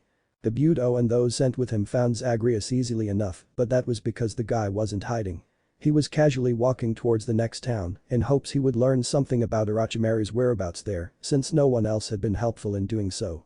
Kabuto had proclaimed he was there to end his insistent search for his master and then ordered his men to kill Zagreus. Said man didn't even move from his spot as they did, since he was a bit too far in his head, thinking about a plan to use that random piece of information to his advantage. Imagine the looks of shock on their faces when the various weapons they used to try and kill Zagreus hit him, but did nothing more than just remain there without causing any sort of damage. This did however knock him out of his own thoughts though, and with that he used his Stygian blade to decapitate at least half of those who had attacked him. The others had better reflexes and had dodged his blade in time, but he smirked as he changed its form into Excalibur once more and stabbed the ground so that their movement was nearly halted entirely from the magical glyph that appeared. He then used the twin fist sharp clawed tips to slash the throats of the rest, since they were still within range of his attacks. It was then that he saw a long green energy pierce through his throat, but the strange thing about that was that he felt nothing to indicate he had been stabbed. In fact he even turned around to look at Kabuto, who was shocked as all hell to see that his chakra scalpel had done nothing to a man he had literally stabbed in the neck. What made it worse was that the man had turned around with it still in place, and it neither fazed him or even cut him like it should have done. He quickly jumped back, and it was then that common sense took center stage, and he realized he needed to retreat and tell Orochimaru about this, so he left just like that. Zagreus had all chances to kill Kabuto, he really did, but he decided to use the young man to get to the person he was currently hunting. If Orochimaru was Kabuto's master, then he would tell him what Zagreus had done here, and then Orochimaru would eventually come himself to attack him. This way it sped up the process of seeking him out, but while he waited for that he continued on to the next town. And just like Zagreus had thought, Kabuto had gone back and told Orochimaru just what he had seen, and the fact that the man they had been ordered to kill was apparently invincible, given a direct attack to his throat did nothing to him, nor did the various blades the others used against him. This information got Orochimaru's attention, since the man had been searching for a means to attain immortality through any means. If he could either capture this man for experimentation or better yet mark him to use as a future vessel, then he would be unstoppable. So once again, like Zagreus had thought, Orochimaru himself went with a larger group of shinobi than he had sent with Kabuto to hunt him down. Orochimaru eventually found him, which once again wasn't hard since the man was not hiding himself from anyone. Orochimaru at first tried to persuade Zagreus to come with him willingly, with the promise of power or money, which Zagreus needed either of. Once he saw that the man was not interested, he ordered his shinobi to attack to see just what his future vessel would be capable of. Like Kabuto said, the man suffered no form of damage from weapons or even jutsu that they threw at him, but they did stop when he held up his hand for a bit. Within it was a pink orb of sorts, and from it shot out what could only be described as animated heart-shaped projectiles. They each hit their mark, and within seconds of doing so, the shinobi who came with Orochimaru began to fight amongst themselves to the surprise of both Kabuto as well as Orochimaru. This was the ability of charm that Aphrodite had gifted him with, and it worked well against the numerous enemies he had back in the underworld, with many of them not being human. So it worked perfectly here. But the downside to it was not permanent and was in fact only temporary, so they eventually came to their senses, but only after about 2/3 of their numbers had been killed off. This worked well for Zagreus, who then pulled out his adamant rail and smirked as he opened fire upon those who still remained. They were still groggy from being charmed, so they couldn't react in time to dodge the rapid-firing bullets that killed them all off. All that was left was Orochimaru and Kabuto, both shocked to see this man use weapons and abilities they had never seen before. But Kabuto saw that the adamant rail was out of ammo and saw this as the perfect opportunity to try and strike Zagreus down, fully forgetting how this didn't work the last time he had tried it. But Zagreus had simply called out the name of Lucifer, which changed his weapon's form as well as ammunition type, and fired at Kabuto. The thing was that this form of the adamant rail didn't fire bullets, it fired a laser. So Kabuto's body was blasted dead center with a laser that cut him in half, and what made Zagreus look at him with a raised eyebrow was that even though the man was cut off from his lower half, he was somehow still alive. So this time he aimed lower and higher directly at the man's head. As he had fired his weapon at Kabuto, Orochimaru made the foolish, as well as fatal, mistake to try and mark him as his future vessel by placing the curse mark on him. This did not end the way he or even Zagreus expected, since it was the chains on his arm that activated when Orochimaru was near him so as to bite his neck like some sort of vampire. It extended from his arm, which amazed him that it was as long as it was since it didn't seem like it should be that long, and wrapped itself around Orochimaru's neck as well as his head. Then it superheated itself to the point it appeared red, and he heard Orochimaru scream as his flesh burned. Zagreus didn't feel any heat, but then again it was a magical weapon made for him, so that probably was the reason. He then tugged hard back, and with a sickening show of gore, Orochimaru's head was sliced in so many places as the chain melted through all the way and squeezed the bits out as it did. There was no blood though since the heat cauterized the wounds from losing his head. Once he kicked the body to make sure the man was dead, he then called out the Shinigami who appeared before him and saw the body of Orochimaru himself. This was a surprise to him since Zagreus had accomplished what many failed to do in about 2 weeks. That was impressive. So as agreed, Zagreus saw the Shinigami summon up the soul of Orochimaru and then devour it while Orochimaru tried in vain to break free. He then summoned up a portal which Minato arose out of once more like he had the last time, but this time he snapped his bony fingers and the chains that held the man down shattered since he was now free. The Shinigami thanked him for his aid and then disappeared to do whatever he usually did, which Zagreus didn't really care to wonder about. To be honest, neither Minato or Zagreus knew what to do right now given Minato was a spirit. He had been in the control of the Shinigami for so long and had neither descended or ascended, so this confused them as to what to do. But luckily they got their answer in the form of another portal, a lighter one they recognized from the last time they saw each other, and just like then Kushina rushed out to hug and greet them both. But this time Kushina came with a gift of her own in the form of a large scroll for Zagreus. She told him it would aid him immensely, but didn't say exactly how it would. She simply smiled and kissed him on the forehead in a motherly fashion, with the kind words to trust her. Before Minato departed along with his wife to the heavens themselves, Kushina told Zagreus to go to Konoha, which she didn't want to send him there, but he needed to go there. She told him that their home was there and that he alone could enter it, given the sheer amount of seals they had surrounded the place made it impossible for anyone other than blood relations to get in, and he was related to them by blood. There she told him to look for a painting in the study, of which she described it in full detail, and told him it would open up a hidden staircase towards his inheritance. And the last thing she asked of him before the two of them hugged him one final time before going through the portal was to destroy the house when he was done with it. The village didn't deserve anything of theirs for their actions towards their son, and since Zagreus himself was not going to live there, there was no need for the house to remain. Zagreus promised he would honor her wishes and saw the two of them smile as they turned around and walked through the portal into heaven before it closed behind them. So with a sad sigh, given he was probably not going to see him again in the future, he turned around and set out towards his next destination. Konoha. 1 week later. Zagreus had wondered just how he would react to coming back to this hellhole of a place he once was forced to call home, and now that he was here he got his answer. He truly felt nothing towards this place. He felt no rage or anger towards them given if not for the things they forced him to suffer through, he wouldn't have become as he was being the son of a god. But then on the opposite side of the coin, he had no love for this place, since he had no good memories of this place either. No friends or happy memories to pull at his heartstrings or the sword. So like I said, he felt nothing. But as he got closer to the village gates, he felt something inside him. It was a feeling unlike anything he had ever felt before, and that disturbed him quite a bit. He had felt literal chaos flow through him as he entered the void, along with pain from so much else. So to experience something he had never felt in either of his lives put together was a bit disturbing. He made it through the main gate easy enough since the people guarding it did a quick check via seal on the ground to check for hidden weapons and found nothing on him. This could only make him chuckle as he was allowed into the village since he had plenty of those, but he alone could summon them through magical means. But as he walked within the village, that feeling he had was getting stronger the closer he got to a certain location. He was not sure where that location was, but he was the curious type and wanted to find out why he was feeling this way for himself. It surprised him that it seemed the further he moved from the center of the village towards the forested area, the greater the feeling was. Yet in time he finally found himself on the edge of a dark-looking forest that was surrounded by a fence. It wasn't like the fence did anything to stop him though since he cut it with just a chop of his bare hand. Metals on the mortal plane of existence couldn't hold a candle to those found on the others, so this was nothing. He finally found the place this strange feeling was bringing him to. And what he found was a small, yet neatly carved stone with a heart carved into it on the side at the base of a massive tree. This apparently was a grave marker, and the body was buried underneath. So since he wanted to finish this whole detour all the way, he got to his knees and began to dig the dirt away.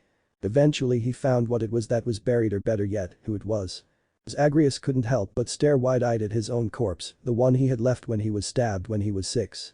This made little to no sense to him as he stared dumbly at literally himself. Sure, he had been reborn into the son of a god through his spirit, but that had been literally years ago.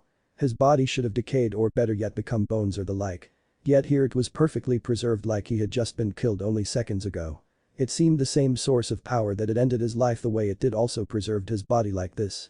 It was like it was frozen in time with none of the decay of time between now and then showing in the slightest. For reasons that Zagreus himself could not understand, he attempted to pull the body out of the grave, but the moment he touched it, it disappeared from existence altogether. As it did, Zagreus fell once more to his knees as the tears would not stop flowing from his eyes. All the memories of his former life came back in a flash. All the pain and suffering he had been forced to go through came back fluidly, and he was powerless to stop it. But as his memories ended, he was shown one last vision that was not his own memory, given he had been killed, and this took place a little bit later after the fact. He saw a little girl, one his own age he guessed, with purple hair and grey pupil-less eyes who carried his corpse to this place. She had been crying as she dug this grave with her own bare hands, before replacing the dirt she had moved to bury him. It was a few days later that she had come back with the stone marker and left it there before saying a prayer in hopes his soul would find peace. That was where the vision ended. Zagreus was finally able to stem the flow of his tears. Apparently he was not quite ready for all that, but he had overcome it in the end and now smiled. While this village had done so much to make him seem weak and worthless, at least one person here had the heart to bury him with enough love and care like she had. He could only wish that she herself was well and made a note to himself to see if he could help her if ever came to the point where they met. But that was something to think about later in life. Now that this feeling was gone from within himself, he was finally able to set out once more towards his primary destination. As he walked towards it, he overheard the various citizens of the village speak about a tournament of some sort happening the next day. This piqued Zagreus' interest since he wanted to know how strong this village had become in the time he had been dead to the world. He had no real plan as it were, and since that was the case, he might as well have a good fight while he was here. He was so used to fighting in the underworld that the peace was starting to get to him. Memories of Ares came to the forefront of his mind, but he shook those thoughts out since he was not like that and didn't thrive in war like the god of said thing. Eventually he had arrived at his destination, the home that his father and mother once resided within, while they themselves were alive. It was a place he himself should have inherited, but the greedy powers that be would have never given it to him and would have seen to it he never got anything that was rightfully his.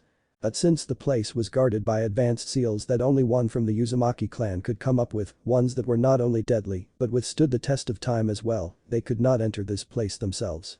But you see, Zagreus was their child, albeit reborn as a god, and then returned through arbitrary means he could not even begin to explain, so he could. And with a smirk on his face he placed his hand on the seal next to the front gate that stood between him and his rightful home. The seal activated for a brief second, and then there was a simple click as the gate unlocked itself. Zagreus looked around to see that no one else was around to see him enter, which no one was, and then entered the place before he closed the gate behind him. From there it was a quick dash to the front door, and then he opened it up and closed it behind him. The inside of the place was dusty as all hell, but given no one had lived here for years he understood why. Now while he would have loved to have some sort of memory to warm up to of this place, he had none given this was the first time he had ever set foot in this place in his entire life, so there was no means to get that warm feeling. But he was not going to let that stop him. He looked around as he searched for the painting that his mother had told him about in the study, which was fairly large in size. It reminded him of the scroll room back in the underworld, just without all the spirits doing paperwork inside it. He found the painting she mentioned eventually and then took it off the wall. The seal was basically the same as the one outside on the front gate, and just like that one it activated at his touch. Once again he heard a click as the wall opened up to reveal the hidden staircase his mother told him about. He saw as the lights turned on within the staircase going downwards, and so he descended easily enough.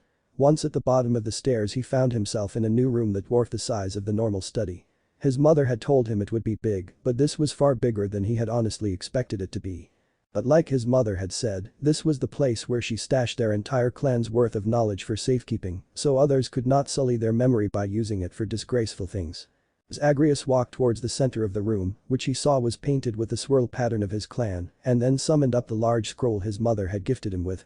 He unrolled it as she instructed him to do, and once laid out fully he sat in the dead center of it like she had said to do. Now that he was here, he wondered what this was going to do. His mother had not said what it did, only that it would help him in a vague manner. Well, he would have loved to be told far more than that. She was his mother and loved him even as he was now, so he knew she was not going to try and harm him in some way. But now he was here, and still nothing happened, which caused him to question things more now than then. But then he chuckled since he just realized the reason why it wasn't working. For the entire time he had been back, he had been using his magical power he had been gifted with from the gods as he passed through the portal back into his own dimension. What this seal needed was the natural energy found in this world, so Zagreus took a deep breath and closed his eyes. He dove deep within himself and sought out the energy he had long since forgotten about, and eventually he found it there, suppressed like a floodgate does to water. So once found, he shattered that barrier and felt all the energy he had suppressed flood through his body once more. And as it did that, the chakra he now wielded once more started up the seal he was sitting on. Zagreus was glad he had his eyes closed since the scroll pulsed with a bright flash that would have made Apollo proud to see if he had been here to witness it. Zagreus opened his eyes as he saw a wonderful sight before him. The Uzumaki clan had spent countless generations pouring their hearts and souls into the knowledge hidden away from the world in this room, and it was those remnants of the soul they put into it that he saw begin to swirl around him. One by one they all began to flow into him, bestowing him the mastery of the power they themselves had used, and little by little Zagreus learned the history of his family from the beginning to their ends. The process took hours, and yet it was so much knowledge being mastered all at once, so it was not like it could be rushed any faster than this. When Kushina had made this seal for him, she had at first feared he would not be able to handle so much knowledge, given the sheer amount of it was impossible for any one person to learn. But Kami herself had erased her fear by stating that her son was a god like them, albeit not as powerful as they were, and thus was not limited like most mortals were.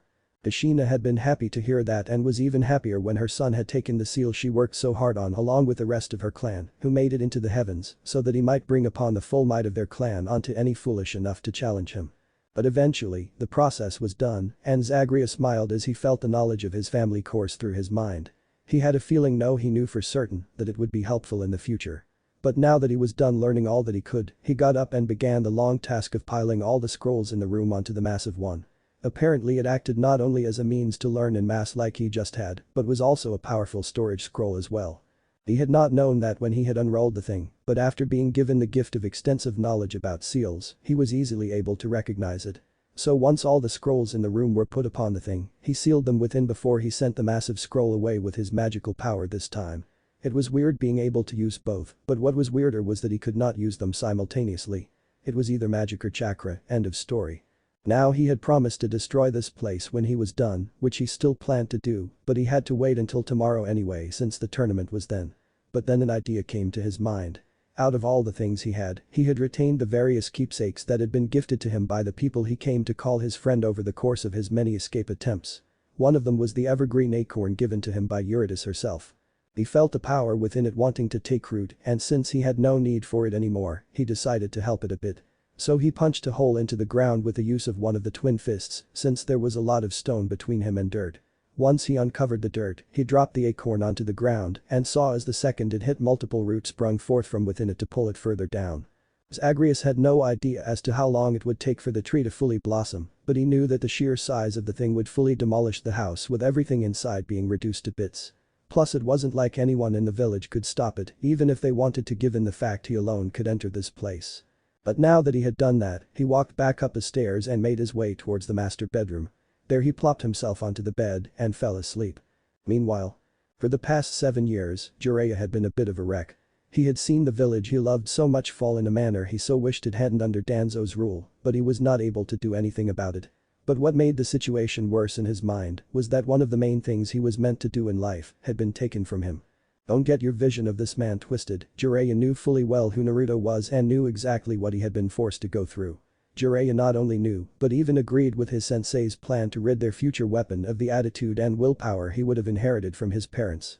The plan had to wait until the brat was at a stage where Jiraiya could come into play when he was more vulnerable and solidify a teacher-student bond that would have Naruto eating out of his hand, but since Naruto had died when he was 6, those plans had been utterly destroyed. What made the situation worse was that the Toad Elder had spoken a prophecy about the brat and Jiraiya was planning to use that knowledge to benefit their village greatly. Yet the moment Naruto passed away, the prophecy just vanished. It wasn't rewritten or anything like that, it just went away entirely. So now here Jiraiya was forced to work for a man he utterly loathed, since Danzo was well known to make those who didn't live a living hell. He had placed Tsunade in the bingo book the second he became Hokage officially with the order to bring her back alive. He had plans for her when she eventually was brought back to Konoha, none of which Jiraiya knew what they were. But given she was the last of the Senju clan, Jiraiya could only guess what those plans entailed, and none of them ended well for her. But she had made her bed when she refused to come back when Jiraiya had literally begged her to, so this was on her. He was just about to head to bed himself since he was going to need to observe the tournament tomorrow. But as he was getting ready to go take a shower to clean up, he was surprisingly reverse summoned to the Toad's home. This surprised him since they didn't do such a thing unless the news was dire, and judging by the mood of the toads in the area, that was exactly what was happening right now. What happened? Asked Jiraiya to Ma, who appeared along with Pa to greet him. It's the elder, said Pa sadly, he has died. What? Exclaimed Jiraiya in shock that this was the case. The death of the elder toad was a major problem, since without his visions of the future, things would become a bit harder if there ever came a time where another person was given a prophecy like Naruto had when he was born. This did not bode well for Konoha in the future if there ever came such an event. How did he die? He suffered a massive heart attack from shock, said Ma. What could have shocked him to the point he died of a heart attack? Asked Jiraiya, who was only more confused the longer he heard this. He didn't even know that frogs or toads could have heart attacks. In his final moments, he saw a vision. A very bad one if the look of terror on his face was anything to go on. Then he began to speak a prophecy, one that his assistant was able to write out before the elder finally croaked. A new prophecy? Asked Jiraiya, who himself felt faint as the color in his face disappeared. This meant that somewhere out there was a person with a tremendous amount of power to their name. Sure, the person themselves might not be the strongest, but their actions would leave such drastic changes upon the world, and Jiraiya had to ensure that whatever happened that Konoha would survive the outcome no matter the cost. What is it? Ma then summoned up a scroll that she then handed to Jiraiya. He looked at it for quite a bit in fear of what he would actually read within the thing. But in the end he finally opened the scroll and read the last words of the elder that had been written out. Killed once already, he will not again be easily taken. Return to the home, one that he has long forsaken. The spawn of one by whose souls all are judged. With an empty heart within, but in it there is the remains of a grudge. Beware the man with the mismatched eyes. For there is no victory against him, no matter who tries. What does this mean? Asked Jiraiya, who had no words to describe what any of this meant. So much about it didn't make sense, but out of all the words, he was able to understand the warning about the person with mismatched eyes. As far as he had seen or even heard, there was no one with such a characteristic, so finding someone with it should prove easy enough. From there he would plan accordingly and see said person's attitude towards Konoha. If the person was hostile, well, drastic measures would be taken. But now that he had this prophecy in hand, he knew that he had to report it to Danzo. While he was loath to do so, this was a situation that would more than likely affect the whole village and that he did care about. So he thanked Ma and Pa before he teleported back home. Little did he know that the one the elder toad tried to warn them about in his final moments was already in their village. The next day. Zagreus woke up in the morning fully rested. This was a nice change of pace for him, since as long as he could remember he never had a good night's sleep. As Naruto he was always living in fear while either in that shitty orphanage he was abused at or on the streets in the cold. And as Zagreus in the lowest depths of the underworld, time meant nothing since there was no day or night there, so he didn't need sleep and just kept trying to escape the place. It made him wonder why he even had a bedroom if he never needed the thing, but that was a question he was never going to get answered since he had no means to go back to ask his father. But he got up and wondered what he was going to do for food, given he had no money in this world. But before he set out to do that, he went back down to the secret room to see just how much the tree had grown in the night. He was impressed to see that the thing was the size of the room itself, and it seemed like it was just waiting for him to leave to burst out like a weed in the ground. Zagreus simply smiled and whispered for the tree to at least wait a day before it grew fully. He chuckled over the face he was talking to a tree, and even more so that he highly doubted it was listening to his words, but he had seen stranger things in life, so who knows. So with that taken care of, he left his parents' home for the last time and then left through the front gate. He then began to walk around as he searched for a place to sell some of his gems to get money for food. While he didn't really need to eat, he wanted to given the fact he was on the mortal plane once more, so why not sample the food they had here since he could. Sure, he had given a large portion of the gems in his possession to the people of Wave to aid them so they could begin the process of rebuilding their home, but he had a literal mountain of the things. He had more than enough to spare. He tried to think back to what he knew of this village entirely, but even that didn't help given the main things he knew were good hiding places, as well as places to go if it was too cold or raining. But eventually he found a place that was owned by a merchant who sold and bought precious stones of all types. Imagine the merchant's face when Zagreus showed him a small bag full of gems the likes that didn't exist in this world. The merchant, being greedy as many were in his line of business, tried to cheat him on the price since he knew he could sell them for much more given their quality as well as their rarity. Zagreus though knew when someone was being greedy and instead swiped the bag back as well as the gems he had put into it. He had done a lot of haggling with the house contractor back in the underworld to make renovations, so he knew how to haggle. The merchant grew pissed since he honestly thought this young man would not fully know the value of the gems he had in his possession given his appearance. Apparently he knew enough to know they were worth more than the merchant was offering.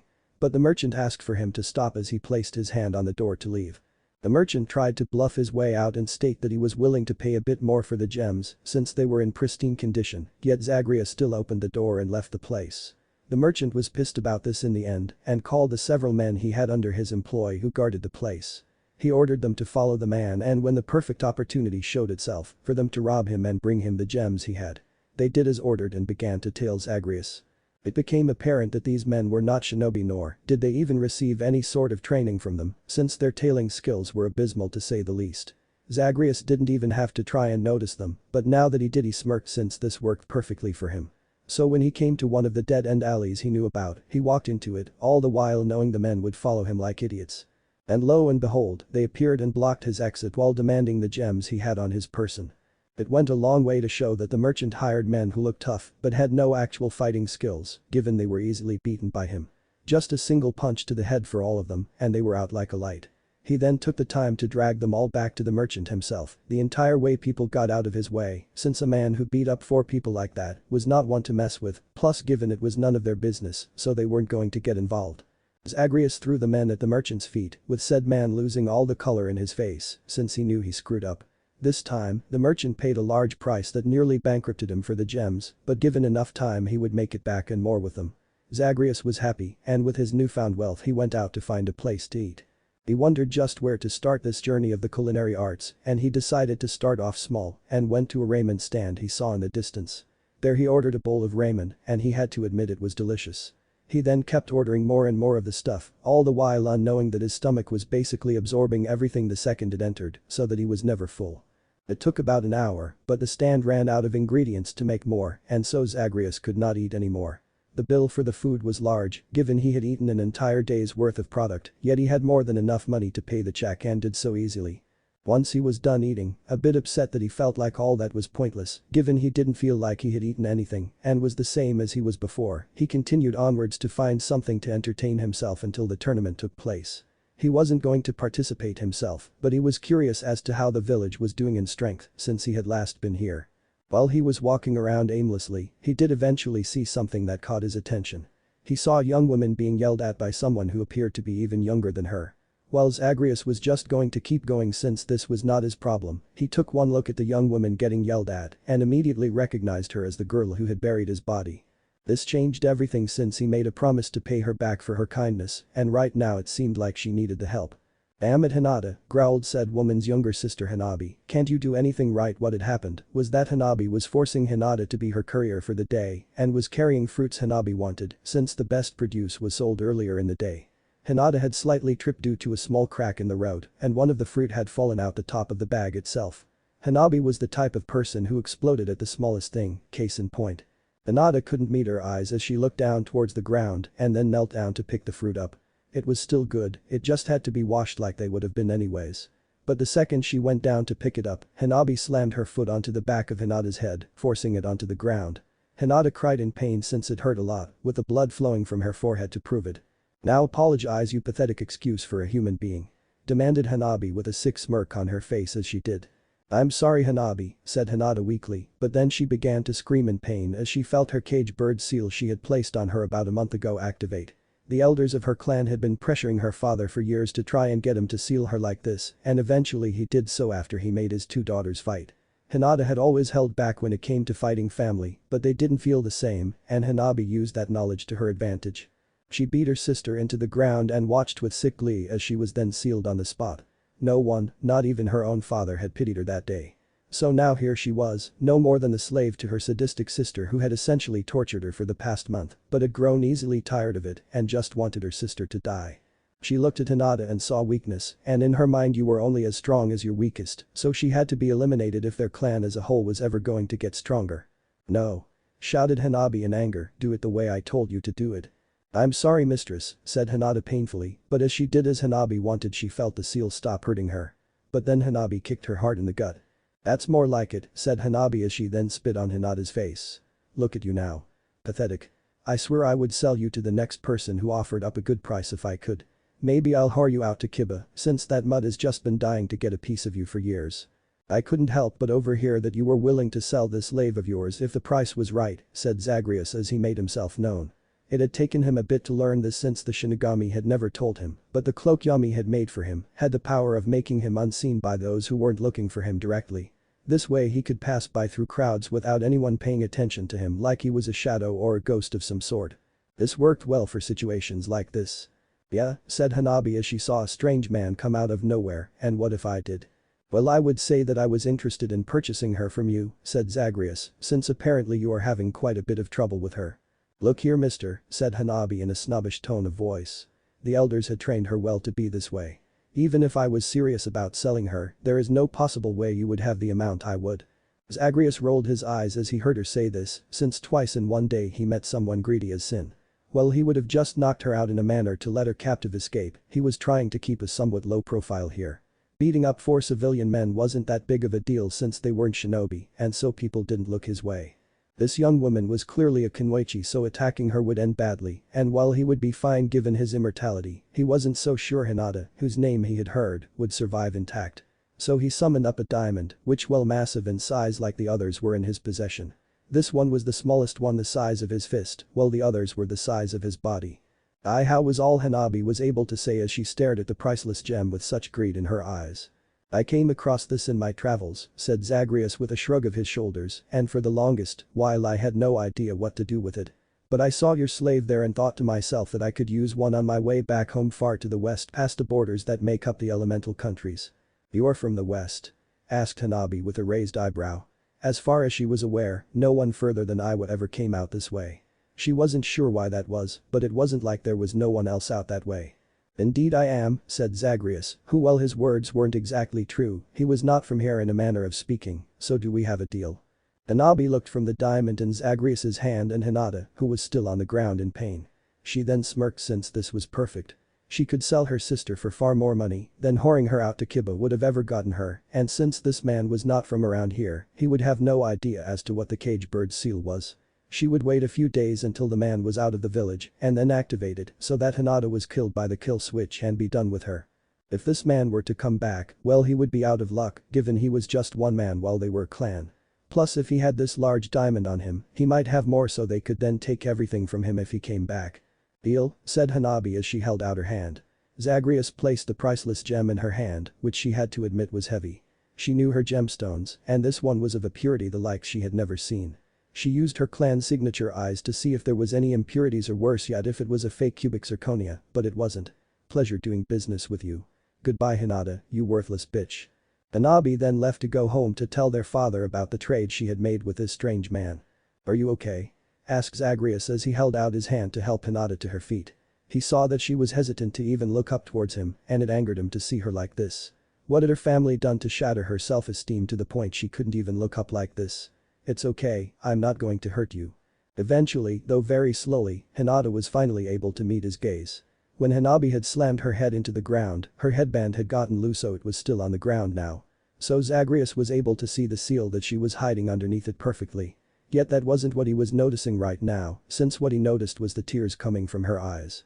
And if that wasn't enough, Zagreus had a vision now of all times. He saw this woman support him as he overcame many obstacles in life. He saw as she took a blade for him as he defended this place from a powerful enemy that nearly destroyed everything.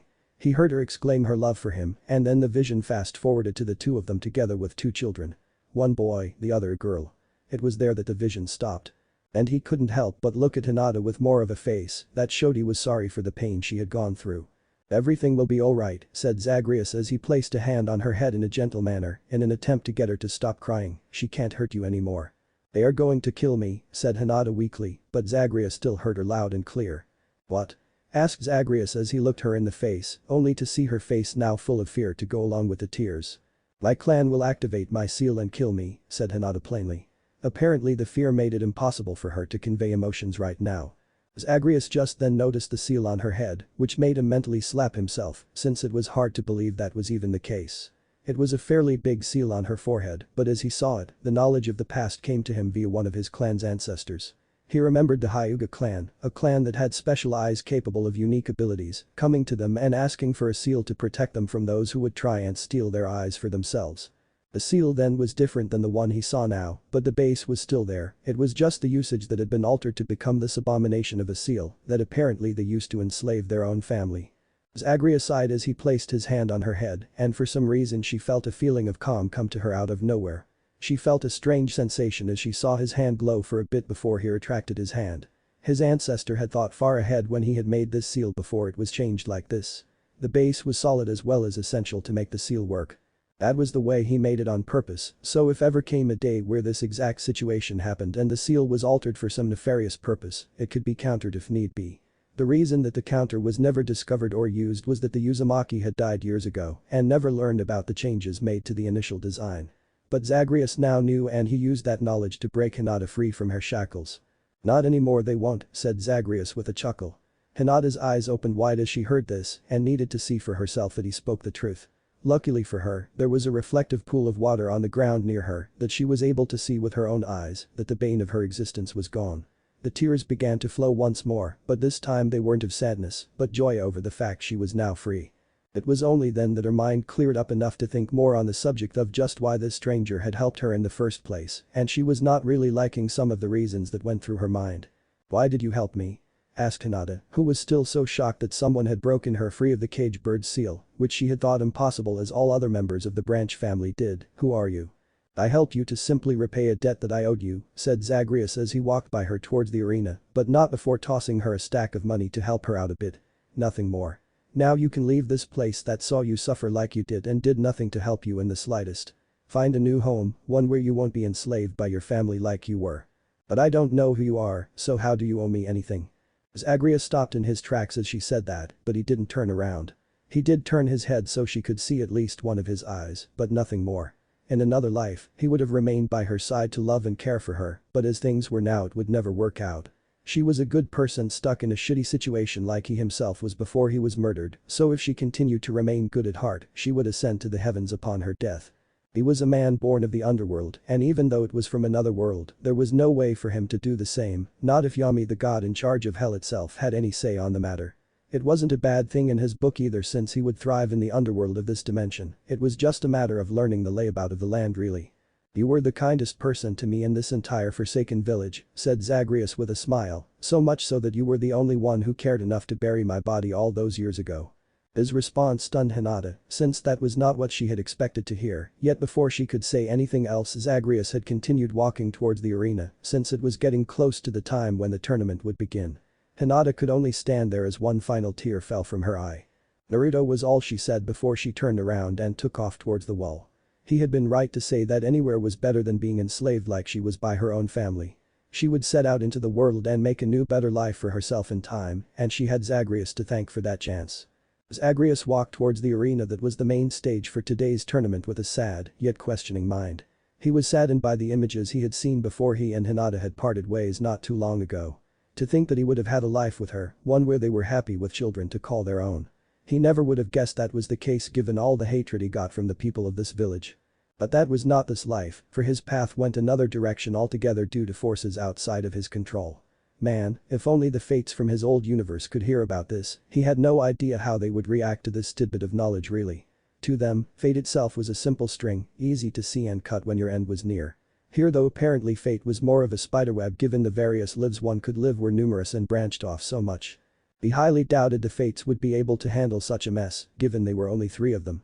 They would have needed a lot more to handle it here. But all that was at the back of his mind. What was at the forefront was what this tournament was all about in the first place. His teacher Achilles was a wise man who won many battles with his strength as well as his tactics. Sure he was technically immortal, except for the one fairly odd weakness of the area on the back of his foot, but he still fought smart to his dying day. He was taught time and time again to read the situation and to do it as fast as possible, which helped immensely during his numerous attempts to escape Tartarus. The layout of the place was always changing, never really the same path twice, as well as the enemies he faced in each section. So quick observation helped him to fend off his opponents so as to continue forward. But back to the matter at hand, what was the point of this tournament? Tournaments were supposed to be such grand events so as to draw up business for your home and show off the strength of your champions to others. Sure it was pretty much a means to basically rub in the faces of others that you were stronger, but that was just what they were for. Yet there was no large influx of people here. No stalls out selling goods to those visiting to watch the event or those participating in it. This could only really mean one thing and one thing only. It was a trap. While Zagreus' knowledge of the world was limited given he was only alive as Naruto until he was 6 years old, his mind expanded when the knowledge of his clan had flowed through him. It was weird seeing so much history in flashes like that. But it was immensely helpful to understand what was happening to a degree. It wasn't just jutsu that was in that hidden room, but history as well. So he understood that the main villages all 5 of them did at times attempt, as well as succeeded at various points, in the capturing as well as the re-education of shinobi, who were not of their villages. Or worse yet, Kunoichi were captured to be used to breed more of their line, so that the village that kidnapped them would have more of their abilities. So if Zagreus had to take an educated guess, this was a means for the leader to judge the strength of various people who would come for some sort of prize that he was assuming was money, and if they met his or her standards that those shinobi would then be captured and detained until the point of their loyalty could be shifted towards this place. Not a bad plan really, but it was still evil when you thought about it.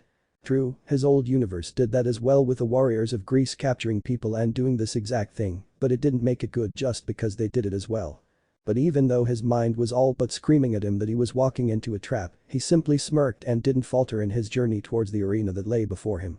While what he was doing to some would be considered arrogant, he had a bit of a right to be so given he had single-handedly fought off never-ending numbers for who knows how long to escape what was deemed impossible to escape from. So let's see how the shinobi of this village deal with a genuine god like him in the end. The arena.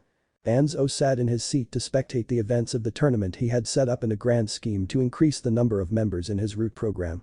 Ever since he had become the official Hokage of the village after Hiruzen passed away, or rather was murdered by his former student Orochimaru, with the aid of Danzo himself, though he would never openly state as such, Danzo had been increasing his numbers for the past several years. At first he had tried to order the clan heads to hand over members of their own clans to do so, but they had utterly refused his order. Danzo had gone on to state that disobeying was akin to treason, and as such doing so would have dire consequences in the end, but unfortunately for him, Shikaku came prepared for when Danzo threatened them like that. Apparently his plan was far too obvious from an outside perspective, and so he knew just what Danzo was going to demand before he did it. He came with the village charter, the rules that had existed since the founding of Konoha itself, and it went on to state that not even the Hokage could threaten to force the members of the founding clans to conscript them into what one could label as a personal army. The members of these clans fought for the village as a whole as it was since its founding, and those members who became a part of Root were brainwashed into fighting for Danzo alone, and they all knew it. It was the reason Root was disbanded by Hiruzen, since no one should have a personal army like Danzo did, since it could be used to oust whoever was in charge and thus start a civil war of some sort, yet it was brought back the second Danzo was made Hokage, and given the numbers he had within it, it was abundantly clear that he never disbanded as ordered. That tad bit of information set a very bad image of their new leader, given he had disobeyed a direct order from the previous one, but they couldn't do anything against someone the Fire Daimyo himself nominated for the position. They still questioned just why that happened, but to this day they had no clue or evidence of foul play, so they couldn't dispute it. So Danzo had to seek members outside of the village, as well as from the unwanteds of their own. He had spies in the orphanage who told him of any potential children who he could use in his forces, and once he got the word he would send someone from his forces to adopt them legally. Once the paperwork was done, the child was never seen again since they were then taken underground, where they would spend the years being trained to become emotionless drones to do as he ordered them to do until the day they died. And if that wasn't evil enough, Danzo had his forces go out and murder families of wandering clans so as to snatch the newly made orphans right up and increase his forces even more. Or worse, he ordered his minions to hold wealthy family hostages and force them to transfer all their money to him before he had them killed anyway. He just had his men stage it to look like either missing nin did it for some quick cash or bandits for the same reason. The man was the epitome of greedy as well as narcissistic as all hell.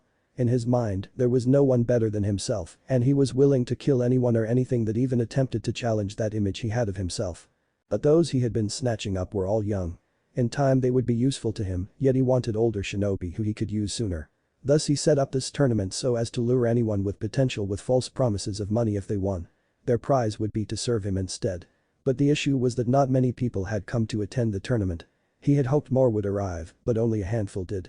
And unfortunately for him, none of them really stuck out as being useful for his goals, so they weren't worth kidnapping really. He had Sasuke enter the tournament as well, mainly so that those who fought him would go all out and show off their full skills in order to defeat him. Sasuke had been easy to control all these years, since the idiot was so easily swayed if you promised him power. He wanted said power to go out and seek his brother Itachi to kill, yet Danzo wouldn't let that happen. There were only 2 Uchiha left after Itachi massacred his clan, so Danzo would lock Itachi away and use his semen to breed more Uchiha to put in his root forces. Yet he would never tell Sasuke that. Why waste such a good tool already when he could still get plenty of use out of it? Speaking of tools, the very word making him growl angrily, he was absolutely livid that the Kyuubi brat had been killed years ago. He didn't care that the brat suffered, since in the end the people of Konoha were doing his job for him, since his plan was to appear friendly enough to lure the brat underground, where he would then begin the process of training him into his personal weapon. He would have been able to take the seat of Hokage years ago if that was the case, but that one villager just had to go and kill his weapon. To the very end, which Danzo made sure was painful since the man had taken what Danzo had seen was his and no one stole from him if they knew what was good for them. The man smiled and proclaimed continuously how he had avenged his family and the demon was dead. The man had died with a twisted smile on his face. And the knife he had used to do the deed. Danzo, nor anyone else for that matter, had been able to understand why the weapon had killed Naruto. The brat had been stabbed plenty of times, even in the heart, but never had he died from it. Mainly it was because he was rushed to the hospital and put on some sort of life support to keep him alive long enough so that the Kyuubi inside him healed the wound, which once it did Yamanaka would erase the memory from the brat's head and then he would be violently removed from the place. Pretty messed up to hurt a child so as to remove him from a place where one goes to be healed of their wounds. But the doctors didn't care since they all hated him. They were even pissed that the brat was allowed to live and that they had to keep him stable, but orders were orders. Yet even though the knife didn't seem out of the ordinary other than its jagged design, it just felt off. There was no other way to describe it. The feeling one got when they held the thing was fairly off-putting to be honest. So the thing was sealed away and put into the vault hidden under the Hokage's tower, where they kept plenty of other hazardous things from materials to weapons that did far more harm than good. But now here he was, bored out of his mind while watching the shinobi who had come to participate in this tournament lose, all the while showing nothing worth keeping for his own forces. Why couldn't there be at least one decent person to capture from this batch? "With this," said Danzo aloud as Sasuke struck the last opponent unconscious, thus winning the tournament, "I declare Sasuke as the winner of this tournament. Is there no one here who can give me a challenge?" shouted Sasuke arrogantly towards the crowd. He had also hoped to face a strong opponent here, but everyone he faced were too damned weak for him. Anyone at all who thinks they can challenge an Uchiha elite. As he was basically showboating to the crowd, Zagreus couldn't help but hold his head in his hand and groan. In the 4 levels of the underworld he had to go through in his escape attempts, there was he would call them a boss, given they were the strongest beings his father had put there to stop him in his tracks. In Tartarus there were the Fury Sisters, either one or all together, which made the fight all the more difficult, given each of them was already hard to beat. Asphodel had the Bone Hydra, who he had started to call Any for a laugh. Then when he got to the realms of Elysium and by the gods, he had to face a man by the name of Theseus, as well as his companion Asterius, also known as the Minotaur. Theseus was as arrogant as one could possibly be. No matter how many times Zagreus himself beat the man, Theseus would manage to convince himself that he had not lost no matter what. He would spout off about being undefeated as well as victorious in all things. It became a headache the longer Zagreus had to hear it, and it became something he hated to hear every new attempt at escaping the underworld. That was one of the major things he was so glad he no longer had to deal with since he came back to his own universe, but apparently there was a man like Theseus here as well. Zagreus had to nip this in the bud before it got too bad. Consider it his contribution to humanity if you will. "Is that an open challenge?" shouted Zagreus from his seat, "or is it limited to shinobi only?" "You would actually challenge me," laughed Sasuke, "when you are not even a shinobi yourself. Are you in a rush to die?" "No, I am in no rush to die," said Zagreus as he stood up and began to walk down towards the arena, which is a bit humorous to me given the situation I find myself in. He said that part while thinking about Yami. He could only wonder just what that goddess would do once he descended into the depths of hell itself, and most of the thoughts of his head went more sexual than anything else. But given his heritage as a person from Greece, where sexuality was more open and free, and it kind of made sense. But that is besides the point here. "I would like to challenge you. Just because I am not a shinobi doesn't make me weaker than those who are." "Fine stranger," said Sasuke as he beckons Zagreus to the arena, "I accept your challenge. Now what is the name of the man insane enough to challenge an elite such as myself?" "Manners state one should state their own name before asking for another's," said Zagreus with a chuckle as he hopped from the bottom of the seats into the arena itself. "But you already stated who you were. So allow me to introduce myself." Zagreus then threw his cloak off, showing all who saw him his full form. Quite a few women actually blushed a bit seeing how handsome he was. Sure, he had some seriously pale skin, but his muscles and physique more than made up for it. Zagreus stored his cloak like he did his infernal arms, so as to use it later. Many looked upon his form and questioned just where this man was from. His attire was not something people saw in the elemental countries, and this made it all the more obvious that he was not from around here. "I am known as Zagreus, former prince of the land of Tartarus," said Zagreus as he summoned his Stygian blade and hefted it over his shoulder with one hand. "The prince?" asked Sasuke with a confused look on his face. He, nor anyone else here for the record, had ever heard of a place called Tartarus. "Former prince actually if you were listening," said Zagreus with a smirk, "but that is a long story the likes that someone like you could never fully understand, nor even begin to fathom in that arrogant mind of yours. You dare to insult me?" seethed Sasuke in rage. "Not only do I dare," said Zagreus with a chuckle, "but I would be so bold to call you weak with no actual means to achieve the amount of power you think you have. I am going to make you regret those words," stated Sasuke simply as he took a deep breath and unsheathed his own blade. His opponent was using a sword so he would do the same.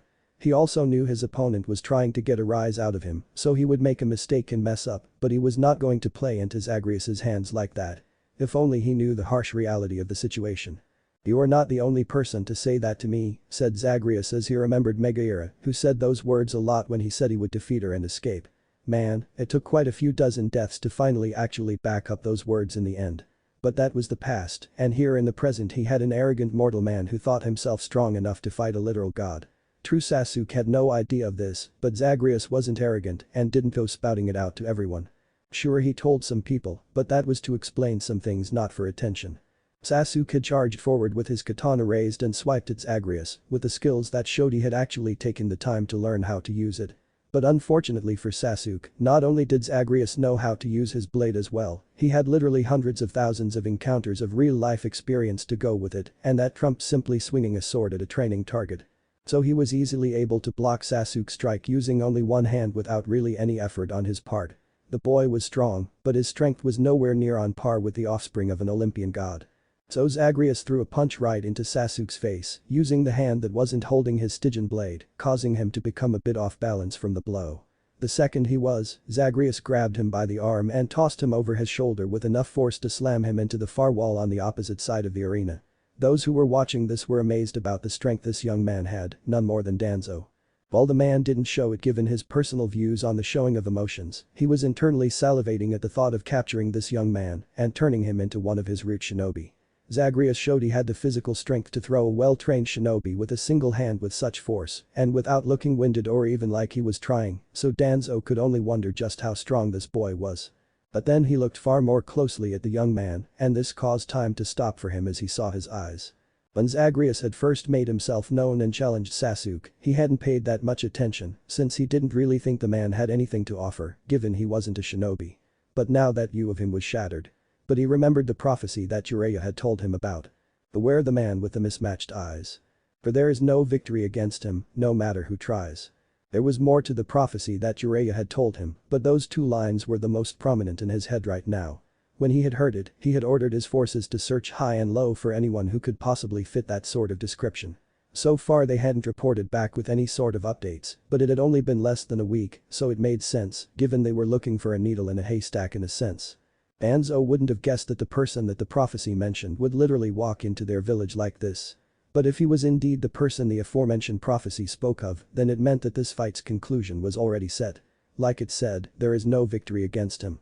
Surely you have more up your sleeves than that, said Zagreus as he flipped his blade so that the blade itself was pointed downwards and slightly stuck into the ground. He was doing this so as to lean against it since it was a fairly large weapon. Because if so, I don't understand where the arrogance comes from. You can't beat me when it comes to blades, since I have far too much training for you to beat it, so why not try something else?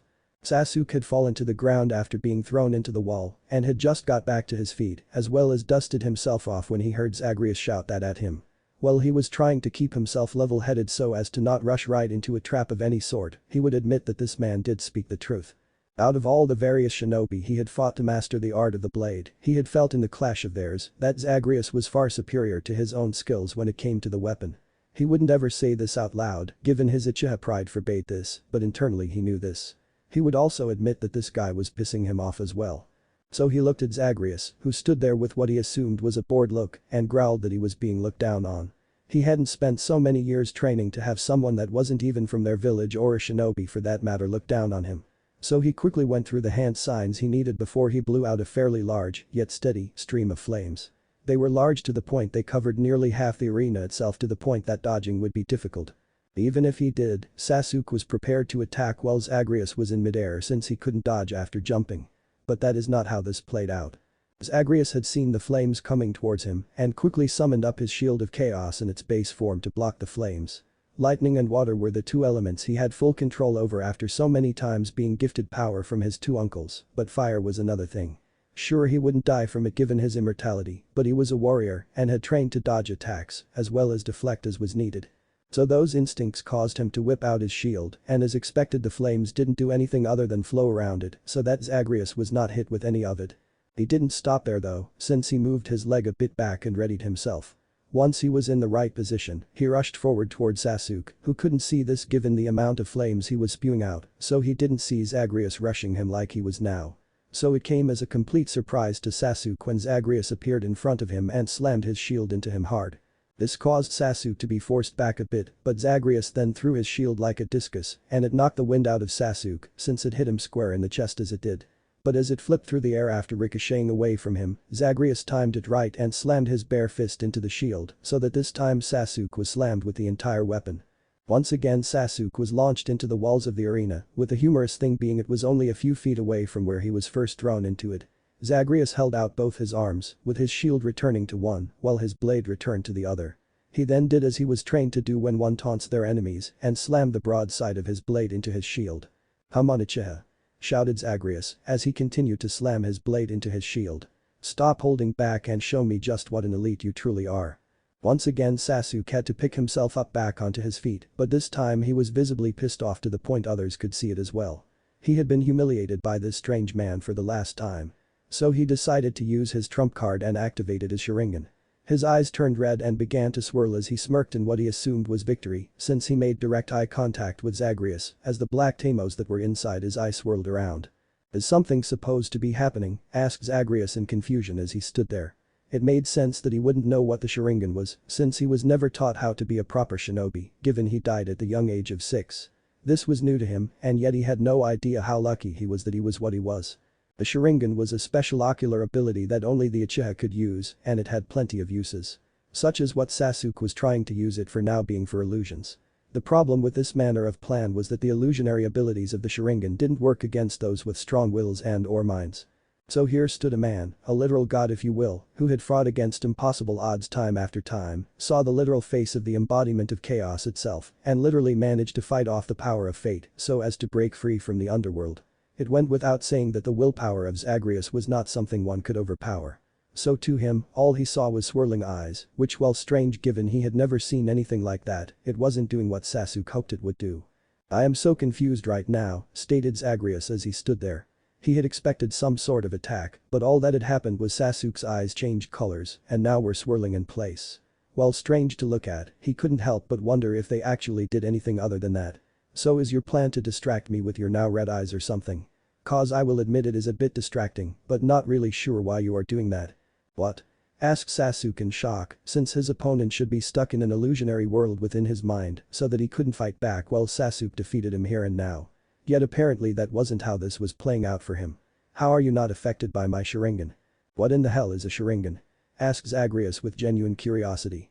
"Is that what you call your eyes? Strange." "No matter," seethed Sasuke, who was pissed that this stranger had somehow managed to nullify the full effects of his clan's signature ability, but he quickly went through more hand signs and began to charge up a lethal attack in his left hand. In his mind, someone like this had to be erased from the earth so that no one would ever know that there was someone immune to what Sasuke thought of as the ultimate Taijutsu. Sure, the Hyuga could argue and state their Byakugan was superior, but they could go fuck themselves for all Sasuke cared. His hand began to surge with electricity as he charged up his most powerful jutsu known as the Chidori. "I lend you with this instead." "I highly doubt that," stated Zagreus with a shake of his head. This wasn't him being arrogant or the like, it was just pure simple fact. The jutsu used lightning. He was completely immune to lightning after being given the power of Zu so many times, just as he was with water, since his other uncle Pisidian had done the same. "But since you won't listen to me." Zagreus then threw his sword and shield away, which surprised those watching, since it seemed odd for someone to do that in the middle of a fight. But what surprised them even more was the fact that his gear just vanished in midair when he tossed it away. He held out his hands upwards beside him with a look that all but said, "Hit me with your best shot," and Sasuke wasn't one to back down from a challenge, so he finished charging his jutsu and then charged forward. His aim was towards his opponent's heart, since his goal was to end Zagreus' life here and now. And while the jutsu was fully powered, the aim was true, and the attack actually managed to hit its mark. Things didn't go as Sasuke expected them to. He felt as the lighting that he had used for his jutsu left his body, like it was being absorbed, which it in fact was, and saw it travel through Zagreus. The man stood there, his face never changing since he felt no pain from this. But what neither of them were aware of was that the process of traveling through Zagreus had enhanced the element with godlike power, though a sliver of it at best. And as the lightning traveled through Zagreus, it made its way towards his hand, and once there he formed it into a fist and punched Sasuke hard in the gut. Sasuke was in a tremendous amount of pain from the blow alone, with him puking blood showing those watching that this man was not pulling his punches here. But as Sasuke fell to his knees in pain as he puked blood, he screamed in more pain since the lightning he had been hit with in the punch now made itself known. The pain he was suffering now was indescribable, with it being felt all the way down to his very soul it felt. But strangely enough, it also unlocked something within him that he had been striving for many years. For an Uchiha to gain their Mangekyo Sharingan, one had to kill their own best friend. The act of betrayal morphed their eyes into their ultimate form, and as such they became stronger for it. Sasuke's eyes transformed into the Mangekyo Sharingan, not because of doing it the way all the other Uchiha who acquired it did it, but because since the lightning he was struck with was magical in nature, it was something that collided against chakra itself. Zagreus could not use both at the same time, it was either magic or chakra, yet Sasuke has a surge of magical power coursing through him, and it was that power that changed his eyes as it exited his body painfully. So now his eyes were bleeding, which seemed to go hand in hand with the fact he puked blood all of 10 seconds ago. Zagreus was not prepared for what happened next, with that being a literal giant purple hand coming out of Sasuke and slamming him hard against the wall. The irony of this situation was laughable right now. Sasuke smirked as he saw that he had unlocked the power to summon a Susanoo like his brother Itachi was capable of. This would only aid him in his quest to kill Itachi so as to avenge his fallen family. While so far he could manage the one arm, what seemed like some sort of ribcage surrounded him in energy that matched the color of the hand so as to protect him from any sort of retaliation. Zagreus was surprised by all this. Here he was, held against a wall, and no matter how hard he struggled he could not break free. In times like this he would more than likely call upon the power of the Olympic gods to aid him, but they did not exist here so they could not help him. Yet even in this situation his mind remained sharp and an idea popped up in his head that he felt stupid never asking himself before right now. All this time he had called upon the names of the other Olympic gods to grant him power. But what if he called out his own name for his own power? "Well, here goes nothing," said Zagreus with a chuckle, in the name of Zagreus. The people who were spectating, who were now so happy they did since they got to see this amazing fight that was taking place in front of them, all saw a reddish flash of light and then it vanished just as quickly as it had appeared. But what they saw next caused them all to go pale in the face. There stood Zagreus, his eyes shining bright, yet that wasn't what they paled at. It was the fact that he had 9 spiritual tails behind him that were swishing back and forth. For many of those who came to spectate today's event, they recognized the demonic energy that was now flowing out of this strange man. It had been the bane of their existence for 6 long years, and when they had killed it, they had celebrated all throughout the village. But now here it was again, somehow alive, even though they had killed the brat when he was 6. The people grew scared and feared some sort of retaliation, so they all began to flee, since they knew they were no match for the Kyuubi if it began to rampage. They were only citizens, not shinobi. "Well, this is new," said Zagreus as he looked at his hands. He saw what seemed like a crimson-colored extra layer of skin that had sharpened claws at the tips of his fingers. He seemed like some sort of feral beast like the Minotaur was with the intelligence to go along with it as well. He honestly had no idea what was going to happen when he invoked his own name to summon forth his godlike power, but whatever he did felt natural to him. As he stood there, a plethora of images entered his mind all at once, mainly of the demon whose power he had inherited and what it had gone through until his death that killed the beast as well since their souls were linked together. And he saw one particular memory that made him smirk a bit since it was perfect for right now. So holding out his hand, he used the chakra in his body to construct an orb that was swirling violently within his hand, which he then rushed forward with, far faster than he had thought he could move, and slammed the orb into Sasuke's protective cocoon. The cocoon tried so hard to hold out against this attack, but given the god wielding it, it didn't last for very long and quickly began to crack to the point it then shattered like glass. The orb hit Sasuke full force in the chest, the energy behind it shredding his shirt as well as leaving a massive bruise on his chest as it burned on the top. The scarring would be very visible for the rest of the young man's life, but that was beside the point given right now. The attack also caused Sasuke to fly into the air at an angle, all the while spinning fast, before he slammed hard into the wall behind Danzo in the cage booth. He was knocked out at this point and fell face first onto the floor in a lot of pain, but he was still alive. "By the gods," said Zagreus as he looked at his hands and just felt the power rush through him. He understood what it was since the memories of the demon had flowed through him, and it was the memory the Kyuubi had of his father, using the jutsu Zagreus had replicated, that made him want to use it. "If only I had this type of power when I tried to escape the underworld. I wouldn't have died even a fraction of the times I did. But it seems like my opponent is down for the count, so I have no reason to stay here and should be going. I still have a destiny to achieve before I can rest eternally." Zagreus actually turned around to make his way out of the arena, but then he heard a whistle, and the second he did he saw that he was surrounded by at least 100 shinobi. Zagreus couldn't help but notice all of them were wearing blank masks on their faces like some sort of cult uniform, which was fairly creepy if he was going to be honest about it. "Oh right," said Zagreus with a chuckle as he slapped his forehead with the palm of his hand, since he had honestly forgotten about this is a trap. How could I forget about that? "Zagreus," said Danzo as he stood up from his seat and looked upon him like he was the master, well Zagreus was his loyal pet of some sort. "You are in possession of 2 sources of power that belong to this village. You are under arrest for the theft of said power and will be interrogated to learn how you came to get them and then spend the rest of your life in prison." That second part wasn't even remotely true, since Danzo would personally see to it that this man was brought to heel as soon as possible, so as to become the perfect weapon for him to use in the war he was going to wage with the other villages in the near future. He had already lost one Jinchuriki, he was not going to lose another if he had anything to say about it. "I find your choice of words quite amusing," said Zagreus with a laugh before he turned around to look at the man who was ordering his men to try and detain a god of all things. That was suicidal in any conceivable means of process when put into action. And how is that? Asked Danzo, all the while knowing that he was going to make the process of turning the stranger into one of his root shinobi more painful the more he refused to obey right now.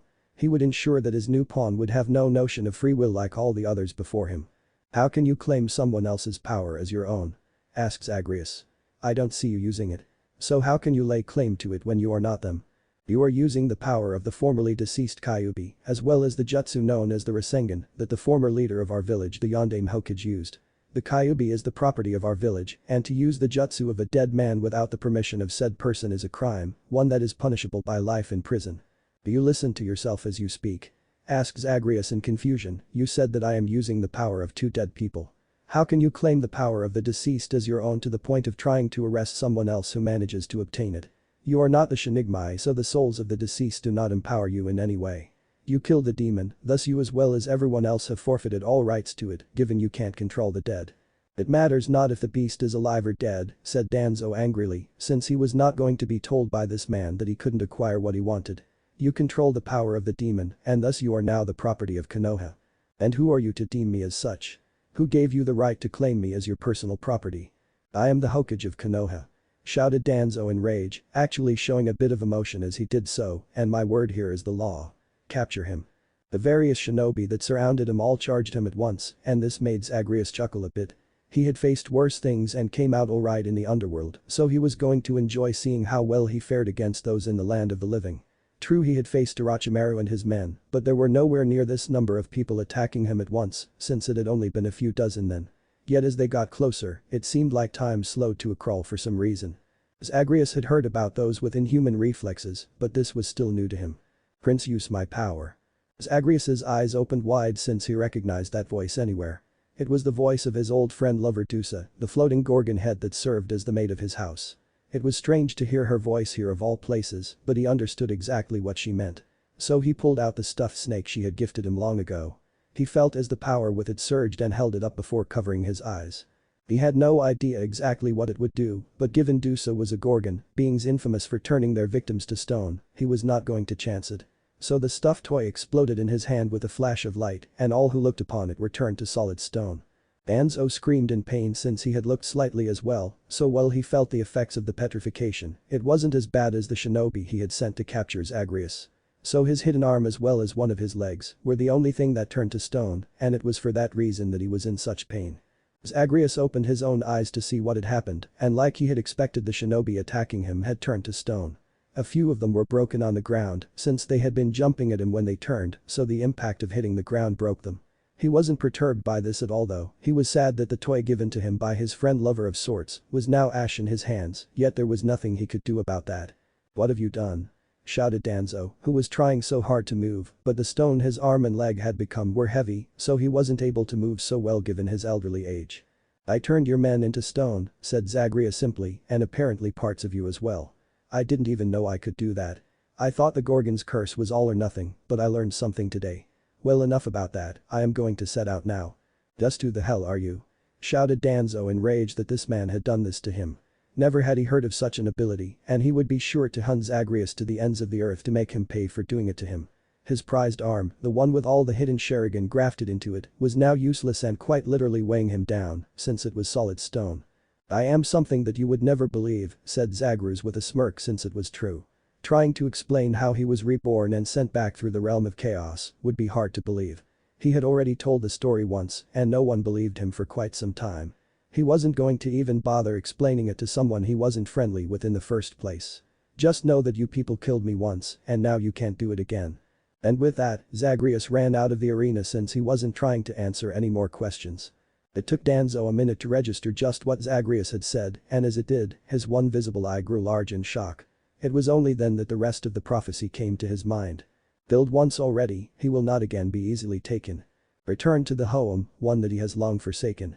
The spawn of one by whose souls all are judged. With an empty heart within, but in it there is the remains of a grudge. Beware the man with the mismatched eyes. For there is no victory against him, no matter who tries. It all started to make sense to him now that Demon Brad had somehow managed to return to the land of the living. But not only that, he had returned with the Kyuubi as well, since he had shown he was able to call upon its power. Danzo seethed at the lost chance to make the brat submit, but he would be damned if he let him escape the village so easily. "Lock down the village," shouted Danzo as loud as he could. And apparently someone had heard him since there was an alarm going off all over. Civilians everywhere quickly rushed inside so as to flee the streets, while the various shinobi all quickly grabbed their gear and prepared for a fight. When the Hokage called for the lockdown of the village, it meant they would be fighting something. It took a few, but eventually more shinobi came to where Danzo himself was, and they were just as shocked as Danzo had been to see the fates of the shinobi in the arena. "Your orders, Lord Hokage?" asked the Anbu commander. "Naruto is alive and back. He goes by Zagreus now and has strange clothes that don't match what is available in the elemental countries, as well as black hair and mismatched eye colors," seethed Danzo in anger as he gave the general description. His men couldn't search for someone if they didn't know what he looked like. Even though he said Naruto, he didn't look like he had in the past, so they wouldn't have found him with that alone. "Capture that brat alive. Use any and all means to accomplish your goal." "By your orders," said the commander before they all scattered to find the demon brat. They all questioned how he had returned to the land of the living since he had been killed when he was 6, but now was not the time to ask questions. The village was put into lockdown, which meant the seals on the walls surrounding the place were activated so that no one could leave or enter. The brat might have done some sort of miracle to come back to life, but he was not going to be able to escape this place as long as the barriers they erected held. And since they were made with the strength to hold of at least one Biju bomb, he wasn't leaving anytime soon. Zagreus had heard the alarm and knew he had to hurry if he was going to make it out of the village in time. But unfortunately he was too late since the doors leading out of the place were all sealed shut. He smacked the wall, but the force he put into the punch was sent back towards him and pushed him back. "So some sort of reflective shield, huh?" said Zagreus more to himself than anything. He was familiar with such things since Athenia had gifted him that power many times when he wanted it. "Now how do I get out of here?" Zagreus stood there to think, but he didn't really get to think for long since he was spotted by several shinobi who called out to the others that their target had been spotted. "Apparently I am going to have to add fighting through waves of shinobi to the plan." "Well, that works for me really." Zagreus saw the shinobi run towards him and he cracked his knuckles before he conjured and equipped the twin fists. He took a deep breath and as he exhaled not only he but the shinobi rushing him could visibly see his breath as he did. He had infused his weapons with the power granted to him by his grandmother Demeter. With it, he had full control over the temperature so as to make it below freezing. So with his weapons now imbued with the element of ice, he rushed forward and began to attack his enemies. The shinobi who tried their hardest to detain him as ordered were in no way prepared for what they would experience right now. Zagreus was far quicker than they had thought, and what made it worse was that whatever his weapon touched froze solid instantly. And if that wasn't bad enough, the force he put into his punches literally shattered them the second after it did. The last surviving shinobi fell back onto his ass as he looked in horror at this monster of a man who continued to breathe in a fashion one could see his breath. The shinobi crawled backwards, all the while surrounded by the frozen shards of what used to be his comrades, yet he didn't make it far. Zagreus held out his hand towards the man, and the last thing he saw was a dark blue beam hit him before he froze solid, the terror on his face forever immortalized as he was stuck there frozen in ice. "Why did I do this to myself?" asked Zagreus in thought as he stopped with the enhancement of his weapon. "I had everything I needed first thing this morning. I could have just left and went on my way, but no, I just had to participate in the tournament. Curse my warrior's spirit. I blame Ares for this." But while he was not surrounded by enemies right now, Zagreus knew that that could change any second. So he needed a place to think of a plan to escape this village. He could only assume that all entrances were sealed shut as well as heavily guarded, so he would have to think of another means to get out. The problem was he was drawing a blank here. So he would find a safe place to think about it, and luckily for him he had one since his home was a place no one else could enter, since they weren't Namikaze. So donning his cape once more, since the magical effect of being unseen would work perfectly here, he made his way towards his destination. As he walked calmly towards his house, he saw many shinobi scrambling all over the place looking for him. They were literally looking everywhere but where he was walking. Since they were looking for him by specific identifying features given to them by their Hokage, they couldn't notice him since he had them covered right now and they weren't looking for him as he was. Zagreus had to admit the magic placed on this cloak was strange, but he was not going to argue about a gift he got from a goddess. That never worked out well in the underworld, so he was not going to piss one off here. He eventually made it to his house and with a quick look to make sure no one was around him, which there were not, he opened up the gate and entered it. Apparently the shinobi here didn't think to look for him near the clan houses for some reason. He could only assume that they thought he wouldn't seek shelter in them, since their entire clans were looking for him right now, but that was only a guess not fact. Once the gate was closed he made his way inside, where he quickly shut the door behind him and sat down on the couch in the living room as he took off his cloak once more. He sat there and pondered hard on just how to escape the village, and a few ideas came to mind, but they didn't seem right. He doubted he could escape through the sewers, since he had no idea where those went, and so he would get lost and be running around in circles in other people's waste. He could try his hand at breaking the seals on the walls, so he could make a hole to escape through. He had the knowledge left to him by his family, but even then there was such a high chance of being seen as he did it and could be attacked, making the process longer. Plus, given it had been some of his family that had made the seals that were put on the walls protecting this place, meant that he would be undoing their life's work, and that left a bad taste in his mouth just thinking that. But luckily for him, the means to escape had quite literally sprung up from nowhere. The seed he had planted in the secret room had slowly built its power and waited as Zagreus had whispered to it earlier in the day. But now it could wait no longer and began to grow rapidly. Zagreus felt the ground shake and then split all over the place as various roots from this tree began to appear. He smacked himself again for forgetting the seed he had planted and then immediately was swept up by a root that emerged from under him. He held onto the tree as it began to grow massively, with it going even higher than the cliffside that had the faces carved into it. He saw as the various people were running as their homes along with various buildings were destroyed by the large roots that were still growing rapidly. By the time that the tree had reached its full height, with it being literally 4 times bigger than the face cliff itself, at least a full third of the village was overrun by the tree's roots. And to make it all the sweeter for Zagreus, the wall was damaged as well. Apparently, whoever had made the wall's defensive seals didn't account for the forces of nature itself to break them down, so they didn't activate. Zagreus smiled since he now saw the means to leave, and with that he let go of the tree from where he was. He fell quite a bit until he hit the base area where the roots curved upwards and then began to slide along them. He would admit that the fall did hurt, given he had reached terminal velocity as he slammed feet first onto a solid platform of sorts, but he would walk it off easily. So he slid along the route straight past a broken wall and away from the village. At the end, he jumped off with a laugh, since it had been quite fun to slide on massive roots, and if able he would like to experience it again, but now was not the time for such pleasant experiences. He was still being looked out for by the Shinobi of Konoha, and he had already spilled enough blood for the moment, so he turned around and left the area. Yet what no one was aware of was that underneath the tree, under all the roots that spanned so much of the village, the magic that was stored within it began to seep into a body that lay buried beneath it. Sure, there were others there, but one in particular was absorbing the energy from the tree. And after enough energy was absorbed, the body loudly gasped for breath. What if Naruto is the son of Hades? And thanks for watching my video till the end. If you enjoy this content, then do consider subscribing to my channel and leave a like if you guys need the next part, comment down, and thanks for watching the video and see you guys in the next video.